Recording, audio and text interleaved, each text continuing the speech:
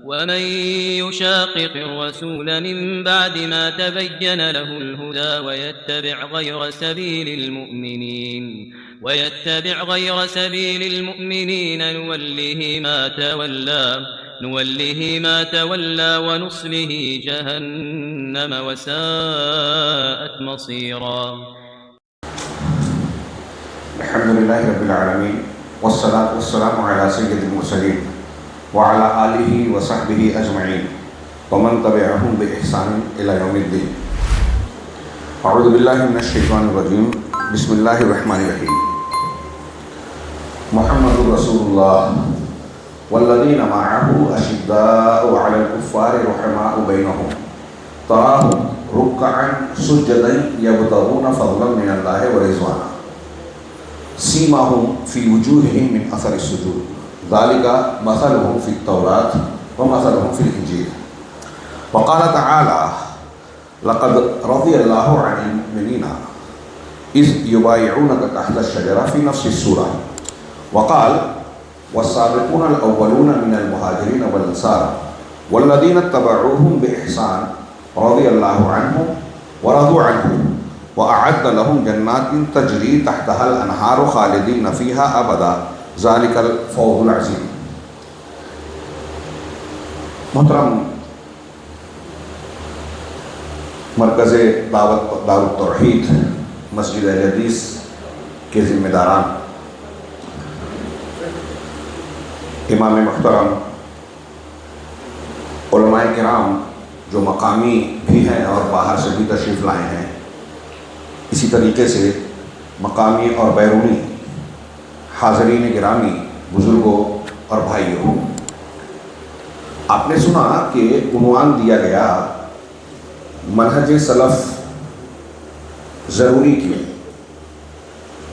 اور منہج سلف کیا ہے؟ منہج طریقے کو کہتے ہیں. طریقہ عقیدے میں بھی، عبادات میں بھی، اعمال میں بھی. ہمارا موقف، راستہ، طریقہ کیا ہو وہ منہج ہے.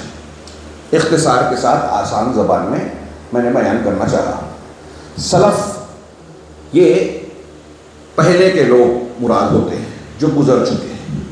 اللہ کے نبی صلی اللہ علیہ وسلم نے آخری وقت میں اپنی بیٹی فاطمہ رضی اللہ تعالی عنہا سے کہا تھا اصبری واتقی نعم السلف لک انا، کہ صبر کی کرو اور تقوی اختیار کرو. میرا آخری وقت آ گیا، یہ بتانے کے بعد جب وہ رونے لگی تو آپ نے تسلی دی اور پھر یہ کہا تھا کہ میں تمہارے لیے کتنا اچھا سلف ہوں، جو لوگ پہلے گزر چکے ہیں. اسی کی طرف نسبت کر کے سلف ہی کہلایا جاتا ہے. سلف سے مراد اولین صحابہ کرام ہیں. اللہ کے نبی صلی اللہ علیہ وسلم کو صحابی کسے کہتے ہیں؟ صحابی کی جمع صحابہ، اصحاب رسول صلی اللہ علیہ وسلم. صاحب، صحابی ساتھ اور سنگت اختیار کرنے والے کو کہتے ہیں. اصطلاح شریعت میں، اسلام میں، ہم جب کسی کو صحابی کہتے ہیں تو اس کا اصطلاحی معنی یہ ہوتا ہے کہ وہ شخص جس نے ایمان کی حالت میں رسول اللہ صلی اللہ علیہ وسلم سے ملاقات کی ہو، دیکھا ہو، اور اسلام پر ہی اس کی موت ہوئی. اگر کسی نے کفر کی حالت میں دیکھا ہے اور تو وہ صحابی نہیں ہوگا. اگر کسی نے پہلے اسلام قبول کیا، بعد میں مرتد اگر ہو گیا، اسلام پہ نہیں موت ہوئی اس کی، تو وہ بھی صحابی نہیں ہے.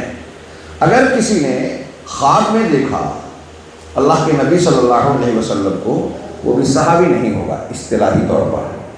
تو صحابہ سلف میں اولین طور پر داخل ہیں. صحابہ کے بعد تابعین اور تبع تابعین بھی، یہ سلف ہیں. اس کی بنیاد اللہ کے نبی صلی اللہ علیہ وسلم کا وہ فرمان جو بخاری اور مسلم میں ہے، خیر الناس قرنی ثم الذین یلونہم ثم الذین یلونہم، سب سے بہتر زمانہ میرا زمانہ ہے، پھر وہ جو اس کے بعد، پھر وہ جو اس کے بعد. اس کے بعد جھوٹ ظاہر ہوگا، جھوٹ اور کذب ظاہر ہوگا، غالب ہوگا.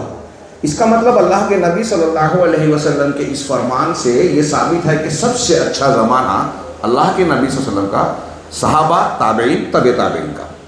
یہ سب سے اچھا زمانہ کیوں ہے؟ آپ نے کیوں تعریف کی؟ بعد میں جھوٹ، ظلم اور انحراف آئے گا، بدعت و خرافات آئے گی۔ اس کا مطلب اس زمانے میں جو سب سے بہتر ہے خرافات نہیں ہے، بدعت نہیں ہے، یہ عقیدے میں، ایمان میں، منہج میں سب سے صحیح ہے۔ اسی وجہ سے ما انا علیہ و اصحابی اور دوسری دلیلوں کے پیش نظر بھی اہل حق جن کو طائفہ منصورہ حدیث میں کہا گیا، ان کو سلفی کی نسبت انہوں نے اختیار کی کہ ایک طرف تو وہ اہل السنہ، اہل الحدیث ہیں، اس لیے کہ قرآن حدیث کو مانتے ہیں۔ اہل الحدیث حدیث میں، حدیث قرآن کو بھی کہتے ہیں، حدیث کو بھی، تو قرآن حدیث کو ماننے والے، اہل السنہ سنت کو ماننے والے، اور الجماعہ یعنی صحابہ کی جماعت کے طریقے پہ چلنے والے، اہل السنہ والجماعہ، اور بعد میں انہی کی تمیز کرتے ہوئے سلفی کہا گیا، اس لیے کہ سلف صحابہ کرام ہیں، اور یہ نسبت کسی ایک شخص، کسی چند افراد کی طرف نہیں ہے، بلکہ پوری جماعت صحابہ کی طرف ہے، اور پوری جماعت صحابہ قرآن و حدیث کی روشنی میں حق پر تھی، ان کا ایمان معیار حق ہے اور وہ معصوم ہے، سارے صحابہ غلطی نہیں کر سکتے، اکا دکا سے ہوگی تو دوسروں سے اس کی اصلاح ہو جائے گی، لہذا سلفی کی نسبت معصوم کی طرف نسبت ہے۔ اس کے بالمقابل جو لوگ کسی ایک امام کی طرف نسبت کرتے ہیں، حنفی، شافعی، مالکی، چشتی، قادری، نقشبندی اور سلسلے کی طرف، تو ان کے اندر معصومیت نہیں ہے، اور وہ اللہ اور اس کے رسول کے حکم کے مطابق نہیں ہے۔ اللہ نے کہا ہے اللہ کی اطاعت کرو، رسول کی اطاعت کرو، تو اب رسول کی اطاعت کرنے والے، رسول کی طرف نسبت کرنے والے اہل الحدیث، اہل السنہ کہلاتے ہیں۔ میرے بعد میرے خلفائے راشدین کی اطاعت کرنا، نجات پانے والا گروہ جو میرے اور میرے صحابہ کے طریقے پہ ہو، صحابہ کی طرف نسبت کرنے والے اہل سنت والجماعت کہلاتے ہیں۔ اہل سنت رسول کے طریقے پر، الجماعت صحابہ اور تابعین کے طریقے پر چلنے والے۔ تو یہ خیر القرون ہے، میں نے عنوان کا معنی سمجھانا چاہا۔ اب سوال یہ ہے کہ ہم بار بار یہ کہتے ہیں کہ منہج صحابہ، منہج سلف اختیار کیا جائے، یہ ہماری زندگی کا سب سے اہم سوال ہے۔ دنیا میں ہم دیکھ رہے ہیں کہ مذاہب میں بہت سے مذہب ہیں، ان میں اللہ کا نازل شدہ آخری سب سے صاف ستھرا، محفوظ، تحریف و تبدیل سے بری کوئی دین ہے تو وہ اسلام ہے۔ روئے زمین پر جو اللہ کا پسندیدہ جناب محمد رسول اللہ صلی اللہ علیہ وسلم کا لایا ہوا دین قرآن کی شکل میں۔ اب قرآن و حدیث کو ہم نے مانا مسلمان کہلائے، مسلمان ہونے کے بعد ہم دیکھ رہے ہیں کہ بہت سارے لوگوں نے بہت سے طریقے، منہج اور الگ الگ راستے اختیار کر لیے۔ یہاں جہمیہ ہیں، قدریہ ہیں، اشعری ہیں، ماتریدی ہیں، حنفی، شافعی، مالکی، حنبلی، صوفی، اور بہت سارے روافض ہیں اور خوارج ہیں۔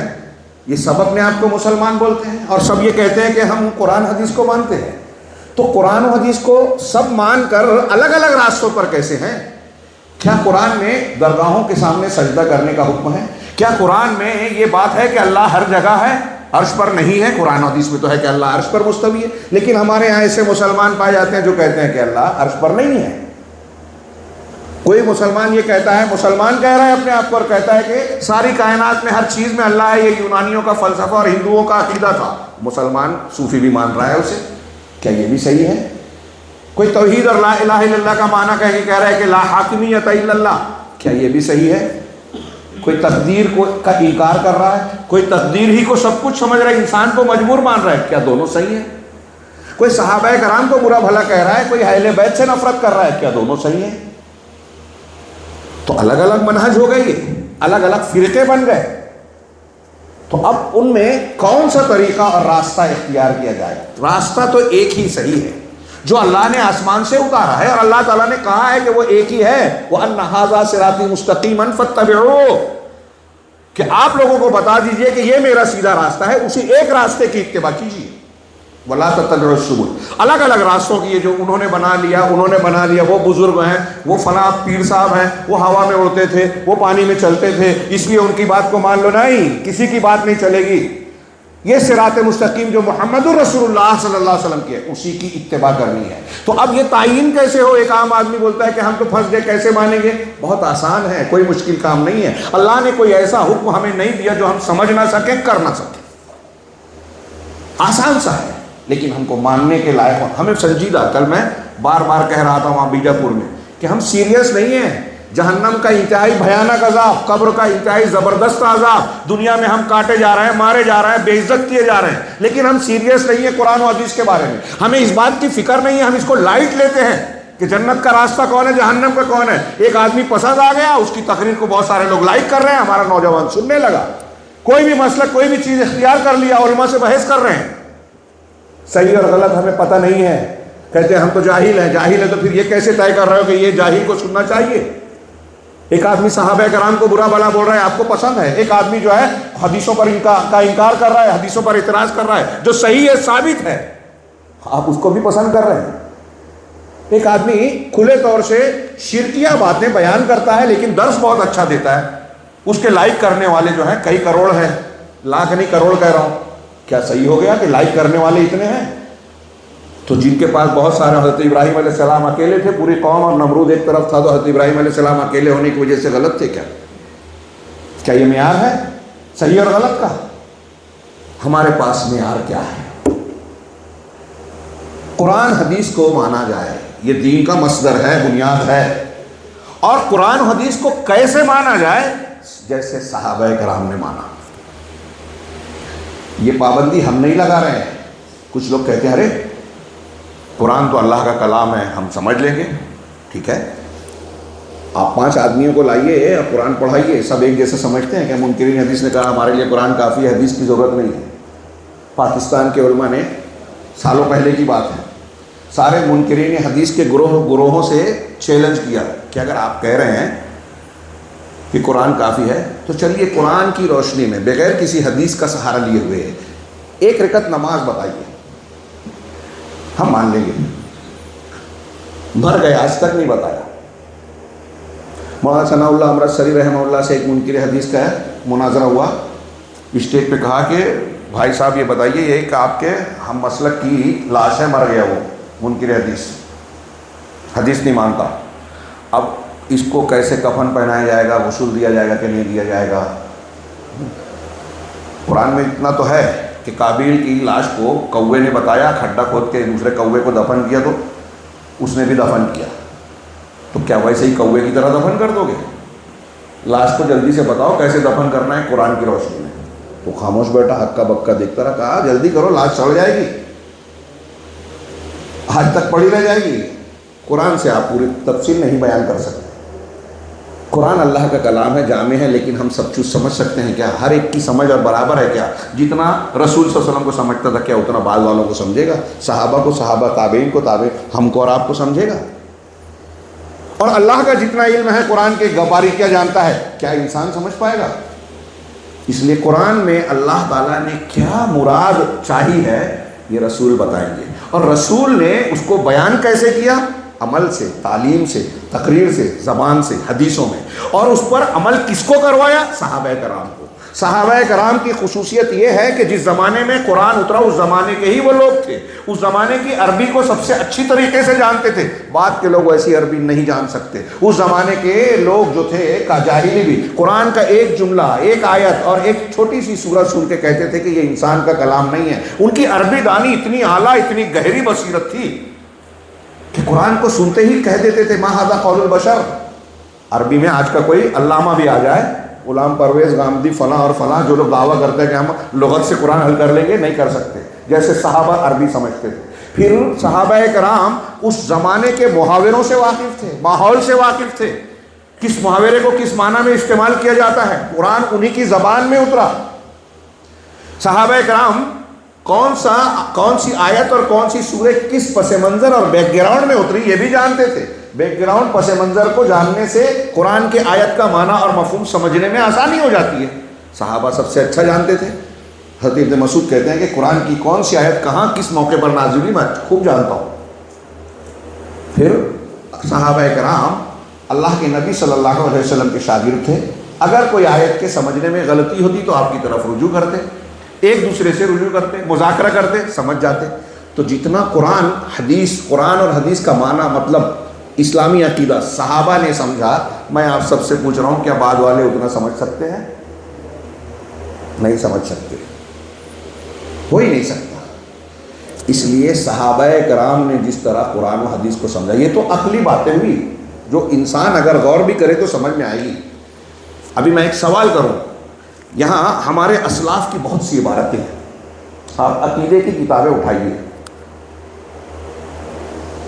تابعین، تابعین، محدثین، ائمہ ہدی، ان کے بعد کے جو بڑے بڑے علماء گزرے ہیں اہل السنہ والجماعہ، ان کی عقیدے کی کتابیں اٹھائیے۔ مثال کے طور پہ میرے ہاتھ میں امام طحاوی رحمہ اللہ کی العقیدۃ الطحاویہ، یہ حنفی کہلاتے ہیں، پرانے حنفی، آج کے نہیں۔ ابھی ہندوستان کے حنفی عقیدے میں حنفی نہیں ہیں، یہ میں نہیں کہہ رہا ہوں، وہ خود کہتے ہیں، یہ نوٹ کر لیجئے گا۔ ہندوستان میں جو حنفی ہیں، وہ چاہے دیوبندی ہو چاہے بریلوی ہو، وہ عقیدے میں امام ابو حنیفہ رحمہ اللہ کے عقیدے پر نہیں ہیں، وہ خود کہتے ہیں، کتابوں میں لکھا ہے، تقریروں میں کہتے ہیں، بیان کرتے ہیں، کیا ہے؟ اشعری اور ماتریدی ہیں۔ اہل السنہ والجماعہ امام ابو حنیفہ، امام شافعی، امام مالک، امام ابن اسحاق، امام بخاری، تمام محدثین، تمام اہل سنت، تمام اہل حدیث کا عقیدہ جو ہے وہ عقیدہ یہ نہیں مانتے۔ یہ اہل تصوف اور اشعریت اور ماتریدیت کے حوالے سے ایسی کئی چیزیں مانتے ہیں جو قرآن حدیث کے بالکل خلاف ہے،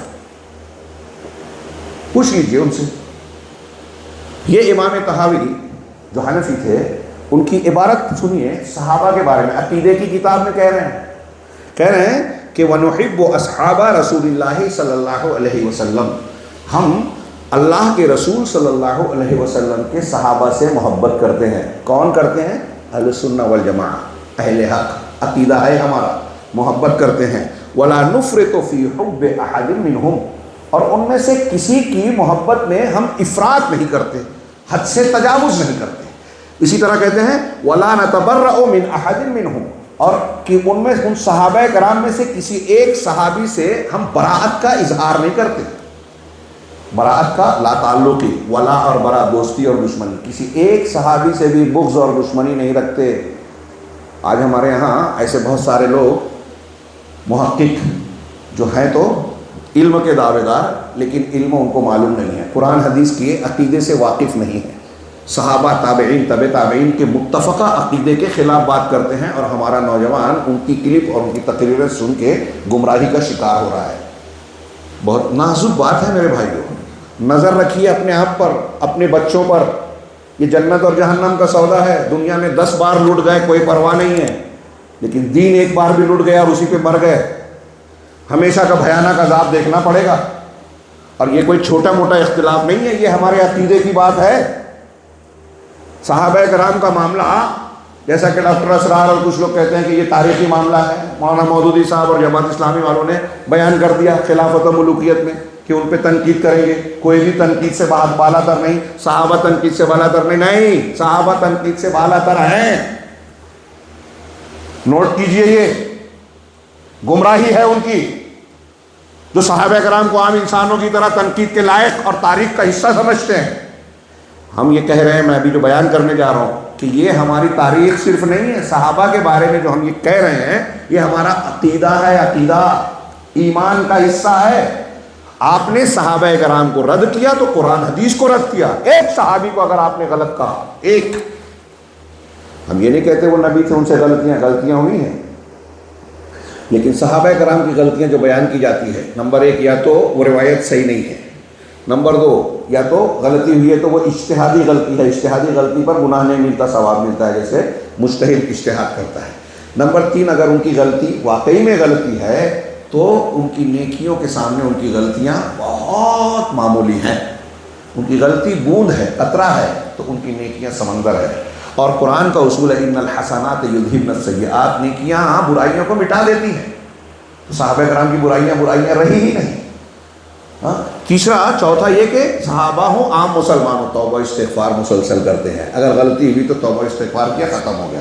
اور 5ویں سب سے اہم بات یہ ہے کہ صحابہ کرام سے جو غلطیاں ہوئیں اور جو ہونے والی تھی اس کو اللہ تبارک و تعالیٰ جانتا تھا، پہلے سے جانتا تھا، پھر بھی اللہ نے قرآن میں کہا اللہ ان سے راضی ہو گیا۔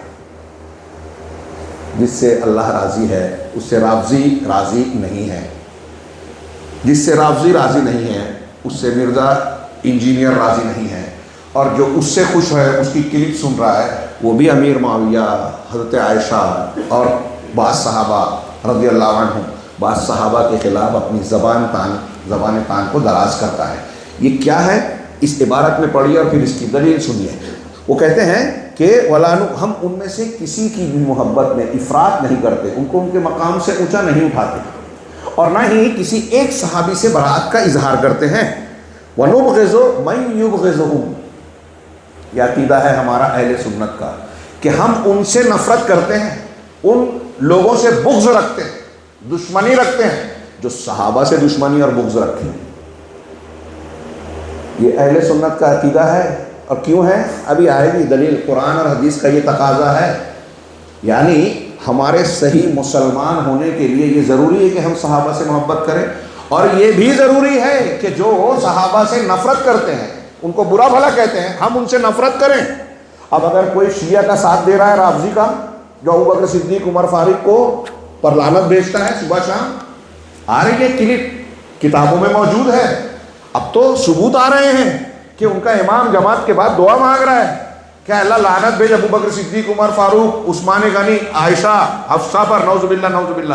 میرے موبائل پہ ہوگی ایک کلپ ابھی ایرانی، اور ہمارے اخوان المسلمین جماعت اسلامی کے لوگ ساتھ دے رہے ہیں. مرزا انجینئر ان کا ساتھ دیتا ہے. صحابہ پر تنقید کرتے ہیں، امیر معاویہ کو برا بھلا بولتے ہیں. ہمارے کچھ لوگ جو اپنے آپ کو اہل حدیث کہتے ہیں، اہل حدیث نہیں ہے وہ. ایک صحابی کو جو برا بھلا کہے وہ اہل حدیث نہیں ہے. لکھ لے، خوش فہمی میں نہ رہیں. ہمارے لیے ضروری ہے، ہمارے ایمان کا حصہ ہے کہ جو صحابہ سے بغض رکھتا ہے، ان کو برا بھلا کہتا ہے، ہم اس سے نفرت کریں، اس کا ساتھ نہیں دے سکتے. اس کا ساتھ دے رہے ہیں تو اس کی تائید کر رہے ہیں.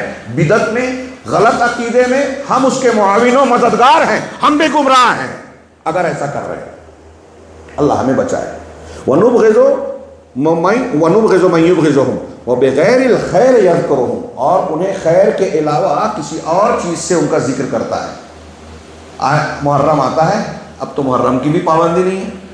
واقعہ کربلا میں یزید کے ساتھ پھر ان کے باپ امیر معاویہ رضی اللہ تعالیٰ عنہ کو مقرر کیا تھا حضرت عمر نے. عمر بھی برے ہو گئے. حضرت عمر کے بعد حضرت عثمان نے باقی رکھا، وہ بھی برے ہو گئے.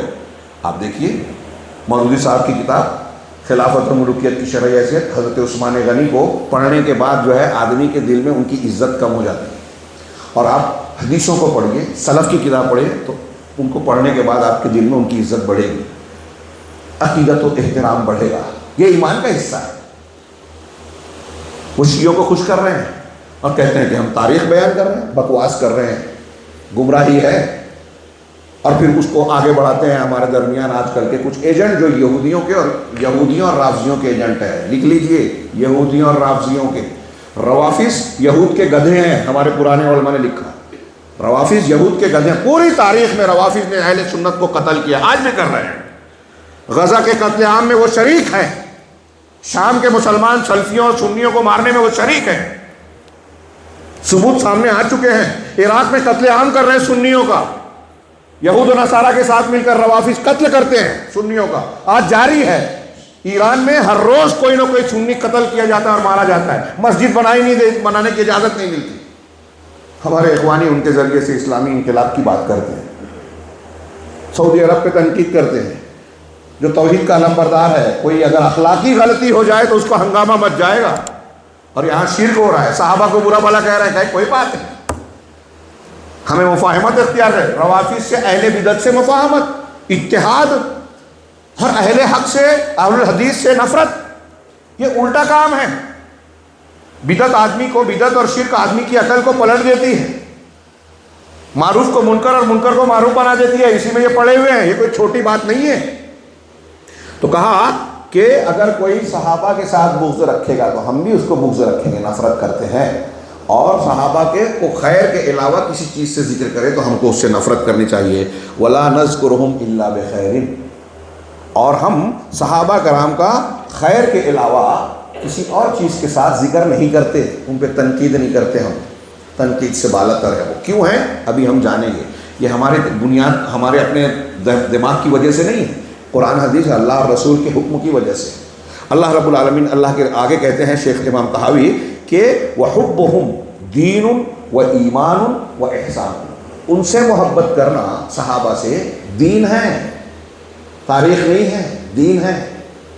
اللہ اور رسول نے کہا، اللہ کے رسول نے کہا میرے صحابہ میں سے کسی کو گالی مت دو. اللہ کی قسم انہوں نے ایک مد اور آدھا مد، کلو آدھا کلو اناج اگر اللہ کے راستے میں خرچ کیا ہے تو تم بعد میں آنے والے اس کے مقابلے میں اگر احد پہاڑ کے برابر سونا خرچ کر دو. احد پہاڑ کتنا بڑا پہاڑ ہے. میرا خیال ہے کہ اڈانی امبانی بل گیٹس اور بڑے بڑے جو ادیوگ پتی ہیں وہ بھی شاید اتنا سونا کما نہیں پائیں گے، خرید نہیں پائیں گے، اور آ جائے تو کوئی اتنا خرچ نہیں کرے گا. لیکن اگر کوئی اتنا کما لے اور خرچ کر دے تو عہد اول کے صحابہ کرام نے جو اللہ کے راستے میں کلو آدھا کلو، مد آدھا مد، کلو آدھا کلو میں سمجھانے کے لیے کہہ رہا ہوں، مد اس سے کم زیادہ ہوگا، خرچ کیا ہے اس کے برابر نہیں ہوگا. کیا مقام ہے، کیا درجہ ہے. یہ اللہ کے رسول صلی اللہ علیہ وسلم کہ برا بھلا مت کہو. ایک حدیث میں ہے کہ جب میری صحابہ کا ذکر ہو تو رک جاؤ، رک جاؤ میرے صحابہ کا ذکر ہو تو. اور ایسی اور کئی حدیثیں ہیں، اقوال صحابہ ہیں. تو اللہ آگے کہہ رہے ہیں کہ ان سے محبت کرنا دین ہے، ایمان ہے، ہاں، اور احسان ہے. اب ڈاکٹر اسرار صاحب کہتے ہیں کہ صحابہ شیعہ جو حضرت ابوبکر صدیق، عمر فاروق کو غاصب کہتے ہیں کہ علی کا حق چھین لیا، غصب کر لیا، اور سارے صحابہ اس وجہ سے مرتد ہو گئے جنہوں نے حضرت ابوبکر صدیق، عمر فاروق اور عثمان غنی کو خلیفہ. یہ روافظ کا عقیدہ ہے، ان کے نزدیک سب سے اہم عقیدہ امامت کا ہے. اور ابوبکر صدیق اور عمر فاروق اور عثمان غنی کو جو ہم خلیفہ مانتے ہیں، کہتے ہیں کہ یہ سب کے سب اہل بیت کے، حضرت علی کے حق کو چھیننے والے، غصب کرنے والے ہیں، اور اس وجہ سے مرتد ہو گئے، اسلام سے باہر ہو گئے. سارے صحابہ 4-5 کے علاوہ، انگلیوں پر گننے والے چند صحابہ کے علاوہ ان کا عقیدہ ہے سب کافر ہو گئے. اور ہمارے یہاں ڈاکٹر اسرار، جماعت اسلامی، اخوان المسلمین، مرزا علی انجینئر، یہ لوگ کہتے ہیں کہ روافظ سے پنگے بڑھائی جائیں. صحابہ کرام کی شخصیت کا اختلاف ہے نا، یہ تاریخی بات ہے. یہ آپ سن رہے ہیں کہ دین ہے، صحابہ سے کے تعلق سے ہمارا محبت کرنا، ان سے نفرت کرنے والوں سے نفرت کرنا، یہ دین ہے. ان سے محبت دین ہے، ایمان ہے، احسان ہے. اور ان سے بغض رکھنا، ان سے نفرت کرنا کفر ہے، نفاق ہے، طغیان ہے، سرکشی ہے. یہ کفر ہے. جب آپ صحابہ سے راضی نہیں ہیں تو آپ اللہ تعالیٰ کے فرمان کو نہیں مان رہے ہیں، انکار کر رہے ہیں، اللہ کے رسول کی بات کا انکار کر رہے ہیں. ہاں، اللہ کے رسول حضرت امام احمد بن حنبل رحمہ اللہ کا ایک کتاب ہے شرح اصول السنہ، اس میں بالکل شروعات کرتے ہیں. میرے سعودی عرب میں جب میں تھا تو اس کے دروس ہو رہے تھے کہ پہلے دوسرے جملے پر 1 گھنٹے کا درس ہے جو میں پڑھنے جا رہا ہوں. یہاں میں صرف ترجمہ اور 1-2 جملے کہوں گا، اسے سنیے ضرور. حافظ صاحب سے آپ لنک لیں گے. ابھی وہ ادھوری ہے، کتاب کا درس لینا باقی ہے، یعنی اس کے 7-8 درس ہوئے تھے مدینہ میں. تو اس میں امام احمد بن حنبل کی شروعات جو ہوتی ہے کتاب کی، اہل سنت والجماعت کا عقیدہ بتا رہے ہیں. ہم بتائیے امام احمد بن حنبل، ہم ان کی تقلید نہیں کر رہے ہیں، دلیلوں سے جو بات کہے ہمارے لیے سراغ. اور یہ عقیدے کی بات ہے. عقیدے میں اہل سنت والجماعت میں اختلاف نہیں کے برابر ہے، بنیادی اختلاف کچھ بھی نہیں ہے. وہ کہتے ہیں اصول السنہ. امام احمد کی کتاب کا آغاز ہوتا ہے حمد و صلات کے بعد. اصول السنت عندنا التمسک بما کان علیہ اصحاب رسول اللہ صلی اللہ علیہ وسلم والاقتداء بہم. کاش اگر اس کے لیے وقت ملتا، دروس کا سلسلہ اگر ہو تو دروس لیجیے علماء سے. تو اس ایک جملے کو ایک کتاب میں لکھا جا سکتا ہے. امام احمد بن حنبل، علماء سلف میں ایسی خوبی تھی. وہ کہتے ہیں کہ ہمارے نزدیک، ہمارے یہاں سنت کے اصول، بنیاد اور سنت، بعض علماء نے، امام احمد نے عقیدے میں جو لوگ بدعت اختیار کر گئے، نئے نئے فرقے بنانے کے، اس کے مقابلے میں جو صحیح عقیدہ اختیار کیا اس کو السنہ کہتے ہیں. امام ابن ابی عاصم کی ایک کتاب ہے السنہ، امام خلال کی کتاب ہے کتاب السنہ، اس میں عقیدہ ہے. نام سن کر ہمارے ہندوستانی ماحول میں ہم لوگ سمجھیں گے کہ یہ حدیث کی کتاب ہے. نہیں، یہ عقیدے کی کتاب ہے. کہ عقیدے میں یہ جہمیہ، قدریہ، معتزلہ، صوفیہ اور فلاں فلاں یہ بھٹک گئے، گمراہ ہو گئے. تو ہمیں عقیدے کے معاملے میں سنت پر، رسول کے طریقے پہ رہنا چاہیے. تو امام احمد رحمہ اللہ نے بھی کہا کہ ہمارے نزدیک سنت کے اصول کیا ہے؟ التمسک، مضبوطی سے پکڑ لینا. تمسک مضبوطی سے پکڑنا کہتے ہیں، مضبوطی سے پکڑ لینا. کس چیز کو؟ بما کان علیہ اصحاب رسول اللہ صلی اللہ علیہ وسلم. اس چیز کو مضبوطی سے پکڑ لینا جس پر اللہ کے رسول صلی اللہ علیہ وسلم کے صحابہ تھے، والاقتداء بہم، اور ان کی اقتداء کرنا، جو طریقہ ان کا تھا اسی طریقے پہ چلنا۔ اب صحابہ جس چیز پہ تھے، کس معاملے میں؟ ہر معاملے میں، عقیدے میں بھی جیسا صحابہ کا عقیدہ ہے ویسا ہمارا ہونا چاہیے، جیسا صحابہ کرام کی عبادت، جیسے صحابہ کرام کی عبادتیں تھیں ہماری بھی ہونی چاہیے، جیسے صحابہ کرام کا اخلاق تھا، حلال حرام اور معاملات میں ان کا جو موقف تھا ہمارا بھی وہی ہونا چاہیے۔ جو متفق علیہ ہے صحابہ کا، اس میں متفق علیہ میں کوئی گنجائش نہیں ہے کہ آپ اس کی مخالفت کریں۔ جہاں اختلاف ہے تو وہاں یہ دیکھا جائے گا کہ کس کی بات حدیث کے موافق ہے۔ کبھی کبھی ان سے بھی غلطیاں ہوئی، اور کئی صحابہ کو جب حدیث نہیں ملی، ایک بات کہی، بعد میں پتہ چلا کہ حدیث ایسی ہے تو اپنی بات چھوڑ کے حدیث کو قبول کر لیا۔ ابھی میں ذکر کروں گا کہ صحابہ کا طریقہ تھا۔ تو امام احمد کہہ رہے ہیں کہ صحابہ کے عقیدے، طریقے اور منہج کو مضبوط سے پکڑ لینا اور اس کی پیروی کرنا، یہ اصول سنت ہے۔ اہل سنت والجماعت اہل حق کی بنیاد ہے، دین کی بنیاد ہے۔ یہ جو صحابہ کرام کا طریقہ تھا وہ ہمارا۔ کیوں؟ ایک اور جملہ نقل کر دو علامہ ابن تیمیہ کا، یہ جملہ ہے، اس پر بھی میں نے شرح العقیدۃ الواسطیہ میں ایک ڈیڑھ صفحے کی باتیں ہیں، میں صرف ابتدائی کے 2-3 جملے نقل کر رہا ہوں۔ انہوں نے کہا کہ من اصول اہل السنہ، علامہ ابن تیمیہ، یہ جو علماء کی باتیں میں نقل کر رہا ہوں، یہ علماء کی باتیں قرآن و حدیث سے مستفاد ہیں، اور یہ بڑی بابرکت اور واضح عبارتیں ہیں، اس لیے سمجھانے کے لیے میں نے اس کو ذکر کیا ہے کہ کہہ رہے ہیں، اور اس لیے بھی کہ ہمارے ہاں لوگ جاہلوں کے پیچھے آج جا رہے ہیں، گمراہ کرنے والے امام۔ اللہ کے رسول نے ڈرایا تھا کہ مجھے اپنی امت پر دجال سے زیادہ جس چیز کا خوف ہے وہ گمراہ کرنے والے امام ہیں۔ اور آج ایسے امام بہت سارے ہیں دنیا میں، ہمارے ارد گرد۔ عالم اسلام کا ایک بڑا طبقہ، مسلمانوں کی بہت سی جماعتیں گمراہ اماموں کے پیچھے چل کے یہ سمجھتی بھی ہے، گمراہی پہ چل رہی ہے اور سمجھتی ہے کہ ہم بہت صحیح ہیں۔ ارے ہمارے امام بہت اچھی تقریر کرتے ہیں، ان کی تو ایسی ایسی کرامت ہے، وہ یہ کرتے تھے، وہ کرتے تھے، کرامت کھیلتے تھے، تو ان کی بات غلط کیسے ہو سکتی ہے؟ یہ پڑھایا جاتا ہے۔ شرک، بدعت، خرافات کو کی دکان سجانے کے لیے یہ الٹی سیدھے واقعات بتائے جاتے ہیں، فضائل بتائے جاتے ہیں۔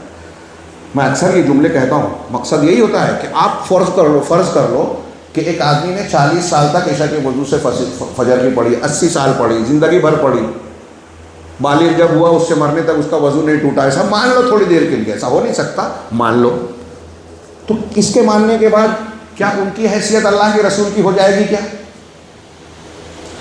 غور کیجئے، میں جو سمجھانا چاہ رہا ہوں، ہمارے ہندوستان پاکستان میں یہ لوگ سمجھتے نہیں ہیں۔ اتنے بڑے بزرگ ہیں تو ان کی قبر پہ جاؤ، اتنے بڑے بزرگ ہیں تو ان کی بات مان لو، اتنے بڑے بزرگ ہیں تو انہوں نے حلال کہا حرام کہا مان لو۔ ان کی باتیں اگر قرآن حدیث کے موافق ہے تو سر آنکھوں پر، ان کی بات اگر قرآن حدیث کے خلاف پڑ گئی تو اللہ ان کو معاف کرے گا، لیکن ہم کو اگر پتہ چل گیا کہ ان کی بات قرآن حدیث کے خلاف ہے اور ہم نے وہی بات مانی جو قرآن حدیث کے خلاف ہے، تو ہم گمراہ ہو جائیں گے، عذاب آئے گا، اللہ پوچھے گا، بخشے نہیں جائیں گے۔ ہمیں اللہ کے رسول اور قرآن کی بات ماننے کا حکم ہے، فلاں اور فلاں کی نہیں۔ دنیا میں کوئی بھی فرقہ ہو، کوئی بھی مذہب ہو، بڑے بڑے لوگ ہر جگہ ہیں، اگر ہر جگہ بڑے بڑے لوگوں کی دیکھ کے آپ ماننے لگیں گے تو آپ کو سارے دھرم کو سچا اچھا بولنا پڑے گا، جیسا کہ غیر مسلم بولتے ہیں۔ سب صحیح ہے کیا؟ نہیں، ایک ہی مذہب صحیح ہے، ایک ہی مسلک صحیح ہے، اللہ کا پسندیدہ جو آسمان سے اتارا ہے، اور وہ آسمان سے اتارا وہ یا تو قرآن میں ہے یا حدیث میں ہے، اور قرآن و حدیث کی صحیح مفہوم اور صحیح معنی مراد وہی ہے جو صحابہ نے سمجھایا، اور یہی بات ہم پڑھ رہے ہیں۔ یہ ہماری زندگی کے سب سے اہم مسئلے کی بات ہے۔ بچے کو، عورت کو، آدمی کو سکھائیے، سیکھیے جو میں کہہ رہا ہوں۔ اس کے بغیر جنت نہیں مل سکتی، اس کے بغیر دنیا اور آخرت کی جہنم سے نہیں بچ سکتے، اللہ تعالیٰ کی رحمت نہیں مل سکتی۔ یہ اللہ نے ہم پر انعام احسان کیا ہے، دین اتارا حفاظت کی، کس لیے؟ ہمارے اور آپ کے لیے، کہ اس کو اختیار کرو تو دنیا میں بھی عزت ملے گی، غزہ میں کاٹے مارے نہیں جاؤ گے، ہندوستان میں پکڑے مارے بے عزت نہیں کیے جاؤ گے۔ لیکن ہم ماننے کو تیار کہاں ہیں؟ جنت ملے گی اسی کی بنیاد پر، آپ کی توحید سلامت رہے گی تبھی جنت میں جائیں گے۔ اور آج جتنے بھی مسلک ہیں اہل الحدیث کو چھوڑ کر کہیں بھی توحید صاف ستھری نہیں ہے میرے بھائیوں، بہت درد مندی سے کہہ رہا ہوں۔ کسی کو لگتا ہے میں اختلافی بات کہہ رہا ہوں، نہیں، میں اپنے آپ کو حسب اللہ وجہ البصیرہ جو بات سمجھتا ہوں اس کا مکلف اور ذمہ دار سمجھتا ہوں کہ میں جو سمجھ رہا ہوں بتاؤں، تاکہ میں تو اللہ کے یہاں بچوں، اللہ ہم سب کو بچائے۔ تو اللہ کے امام ابن تیمیہ کہہ رہے ہیں کہ من اصول اہل السنہ سلامت قلوبہم والسنتہم لاصحاب رسول اللہ صلی اللہ علیہ وسلم. اہل سنت کے اصولوں میں سے ایک اصل ہے. اب یہ جملہ پڑھنے سے پہلے آپ کو میں پھر سے یاد دلاؤں کہ آج کل ہمارے یہاں جو لوگ حضرت امیر معاویہ کو، حضرت عائشہ صدیقہ رضی اللہ تعالیٰ عنہ کو، حضرت ابوبکر صدیق، عمر فاروق، عثمان غنی رضی اللہ تعالیٰ عنہ کو بے عزتی کے ساتھ، برائی کے ساتھ ذکر کرتے ہیں، ان کی شان میں گستاخیاں، زبانیں تان دراز کر کے ان کے حق میں ایسی باتیں کہتے ہیں جو ان کے لیے زیبا نہیں ہے، غلط ہے. وہ اپنے اس باتوں کو، اب اس میں وہ مرزا انجینئر ہو، سلمان ندوی ہوں، غامدی ہوں، ڈاکٹر اسرار ہوں، روافظ ہوں، روافظ کے ایجنٹ ہوں، چیلے ہوں ہمارے درمیان جماعت اسلامی کے اور کسی شکل میں. مجھے تو کبھی حیرت ہوتی ہے، ان کے یہاں صحابہ کے بارے میں رافضیت ہے، حکام کے معاملے میں خارجیت ہے. جماعت اسلامی اور اخوانیوں میں حکام کے معاملے میں خارجیت ہے، عقیدے کے معاملے میں بھی اہل بدعت کا طور طریقہ ہے، حدیثوں کے معاملے میں انکار حدیث کی خوب ہے، کہیں کھلا کھلا انکار ہے، کہیں چھپا ہوا انکار ہے، انکار حدیث بھی ہے. انہوں نے گمراہیوں کو اکٹھا کر رکھا ہے اور لوگ متاثر ہوتے ہیں ان کی کچھ تقریروں سے. اچھی تقریر دلیل نہیں ہے، ان کو اتنا سنا جاتا ہے، ٹی وی چینل پہ آتے ہیں تو ٹی وی چینل پہ فلموں میں تو ہمارے یہاں اسلام کی تصویر مزاروں اور درگاہوں کو بتایا جاتا ہے. کیا وہ اسلام ہے؟ جو اسلامی تہوار ہے اس کو چھوڑ کر عاشورہ کو، تعزیے کو تہوار بتایا جاتا ہے. کیا وہ تہوار ہے؟ اسلامی نہیں ہے. صحابہ کرام معیار ہے ہمارے نزدیک. صحابہ کرام ان چیزوں کو جانتے ہی نہیں تھے، تابعین بھی نہیں جانتے تھے، اور ائمہ کرام بھی نہیں جانتے تھے، جس کو آج اسلام بنا دیا. صحابہ نے جو کہا وہ پکڑ لو، تبھی آپ گمراہی سے بچو گے. تو کہا ہمارے اہل سنت کے اصول میں سے یہ ایک اصول ہے کیا کہ سلامت قلوبہم والسنتہم لاصحاب رسول اللہ صلی اللہ علیہ وسلم، کہ ان کے دلوں کا اور ان کے زبانوں کا اللہ کے رسول صلی اللہ علیہ وسلم کے صحابہ کے لیے صاف رہنا، سلامتی والا ہونا. یعنی ہماری زبانیں بھی صحابہ کے بارے میں صاف رہیں اور ہمارا دل بھی، مطلب زبان سے بھی ان کو برا بھلا نہ کہیں اور دل میں بھی ان سے نفرت اور بغض نہ رکھیں. اب جو بھی ہو، جماعت اسلامی، اخوان المسلمین، فلاں اور فلاں، مرزا انجینئر، اس کو سن کے ہمارے یہاں جو کچھ لوگ ہیں جو امیر معاویہ کو اور بعض صحابہ کو رضی اللہ عنہ برا بھلا کہنے لگتے ہیں، وہ اس اصول، یہ اصول ابن تیمیہ کا اپنا اصول نہیں ہے. لکھ لیجئے. یہ آپ بولیں گے کہ ارے ابن تیمیہ کون ہوتے ہیں؟ ہاں، کوئی نہیں ہوتے، لیکن ابن تیمیہ نے یہ بات اپنی طرف سے نہیں کہی، اہل سنت کا اصول بتایا. اور اہل سنت کا جو اصول ہے نا، وہ قرآن و حدیث سے مستفاد ہے، نکالا ہوا ہے. ہاں، یہ چند باتیں سننے کے بعد میں اس سوال پر آؤں کہ ہم یہ جو باتیں امام طحاوی نے کہی، امام احمد کا قول نقل کیا، امام ابن تیمیہ کا، میرے ہاتھ میں جو کاغذات ہیں اس میں امام بربہاری کا بھی قول ہے، شرح السنہ، شاندار عقیدے کی کتاب. میں علماء سے کہوں گا کہ اس کا درس شروع کریں. عربوں میں یہ رواج ہے، ہمارے یہاں لوگ عقیدہ جانتے نہیں ہیں، سیکھتے نہیں ہیں، سکھانے کا رواج نہیں ہے، اس کی اہمیت بھی نہیں سمجھتے. ہاں، ہمارے یہاں ایک آدمی اہل حدیث بھی ہوتا ہے اور درگاہ پہ بھی جا رہا ہے. ہمارے عرفان بھائی بتا رہے تھے کچھ ایسے لوگ ہیں، تم نے کہا یہ درگاہ والے اہل حدیث. ہاں ہاں، برف جمانے والی آگ ہے، یعنی فریج میں آگ، وہ برف جمتا ہے نا، آگ میں برف جم رہا ہے، یا پھر کہیں کہ فریج میں آگ لگ رہی ہے. الٹا دو متضاد چیزیں ہیں نا، زندہ لاش کی طرح یہ بات ہے. ایسا ہو سکتا ہے کیا؟ یہ ہمارے یہاں کی جہالت ہے. ہم بہت سارے لوگ ہندوستان میں، ہمارے یہاں ہمارے سب سے بنیادی چیز عقیدہ ہے، ہم سیکھتے ہی نہیں ہیں، پڑھتے ہی نہیں ہیں. ہمارے مالیگاؤں میں دروس کا سلسلہ ہم لوگوں نے شروع کیا الحمدللہ کئی سالوں سے. 2-3 کتابیں پڑھی ہے، کچھ چیزیں چل رہی ہیں. آج کل بہت سارے علماء نے شروع کیا ہے، یہاں بھی شروع کیجیے. اپنے بچوں اور بچیوں کو عقیدہ پڑھائیے. عقیدہ سعودی عرب میں یہ مسجد پڑھایا جاتا ہے. ابھی میں پوچھوں گا لا الہ الا اللہ کو ماننے کی کیا شرطیں ہیں، بہت سے اہل حدیث بھی نہیں بتا پائیں گے. یہاں اور سعودی عرب میں یا جہاں پڑھایا جاتا ہے، چھوٹے چھوٹے بچوں سے بولیے فٹافٹ گنائیں گے کہ لا الہ الا اللہ کو ماننے کی یہ شرطیں ہیں. ہمارے یہاں عقیدہ پڑھایا ہی نہیں جاتا، سمجھا ہی نہیں جاتا. آپ دیکھیں احناف میں، ابھی میں نے کہا آپ لوگوں سے کہ ہندوستان کے حنفی عقیدے میں حنفی نہیں ہیں. اب بہت سارے حنفیوں سے پوچھیے، اپنے حنفی دوستوں سے، بھائیوں سے، کہ آپ کا عقیدہ کیا ہے، ان کو نہیں معلوم ہے.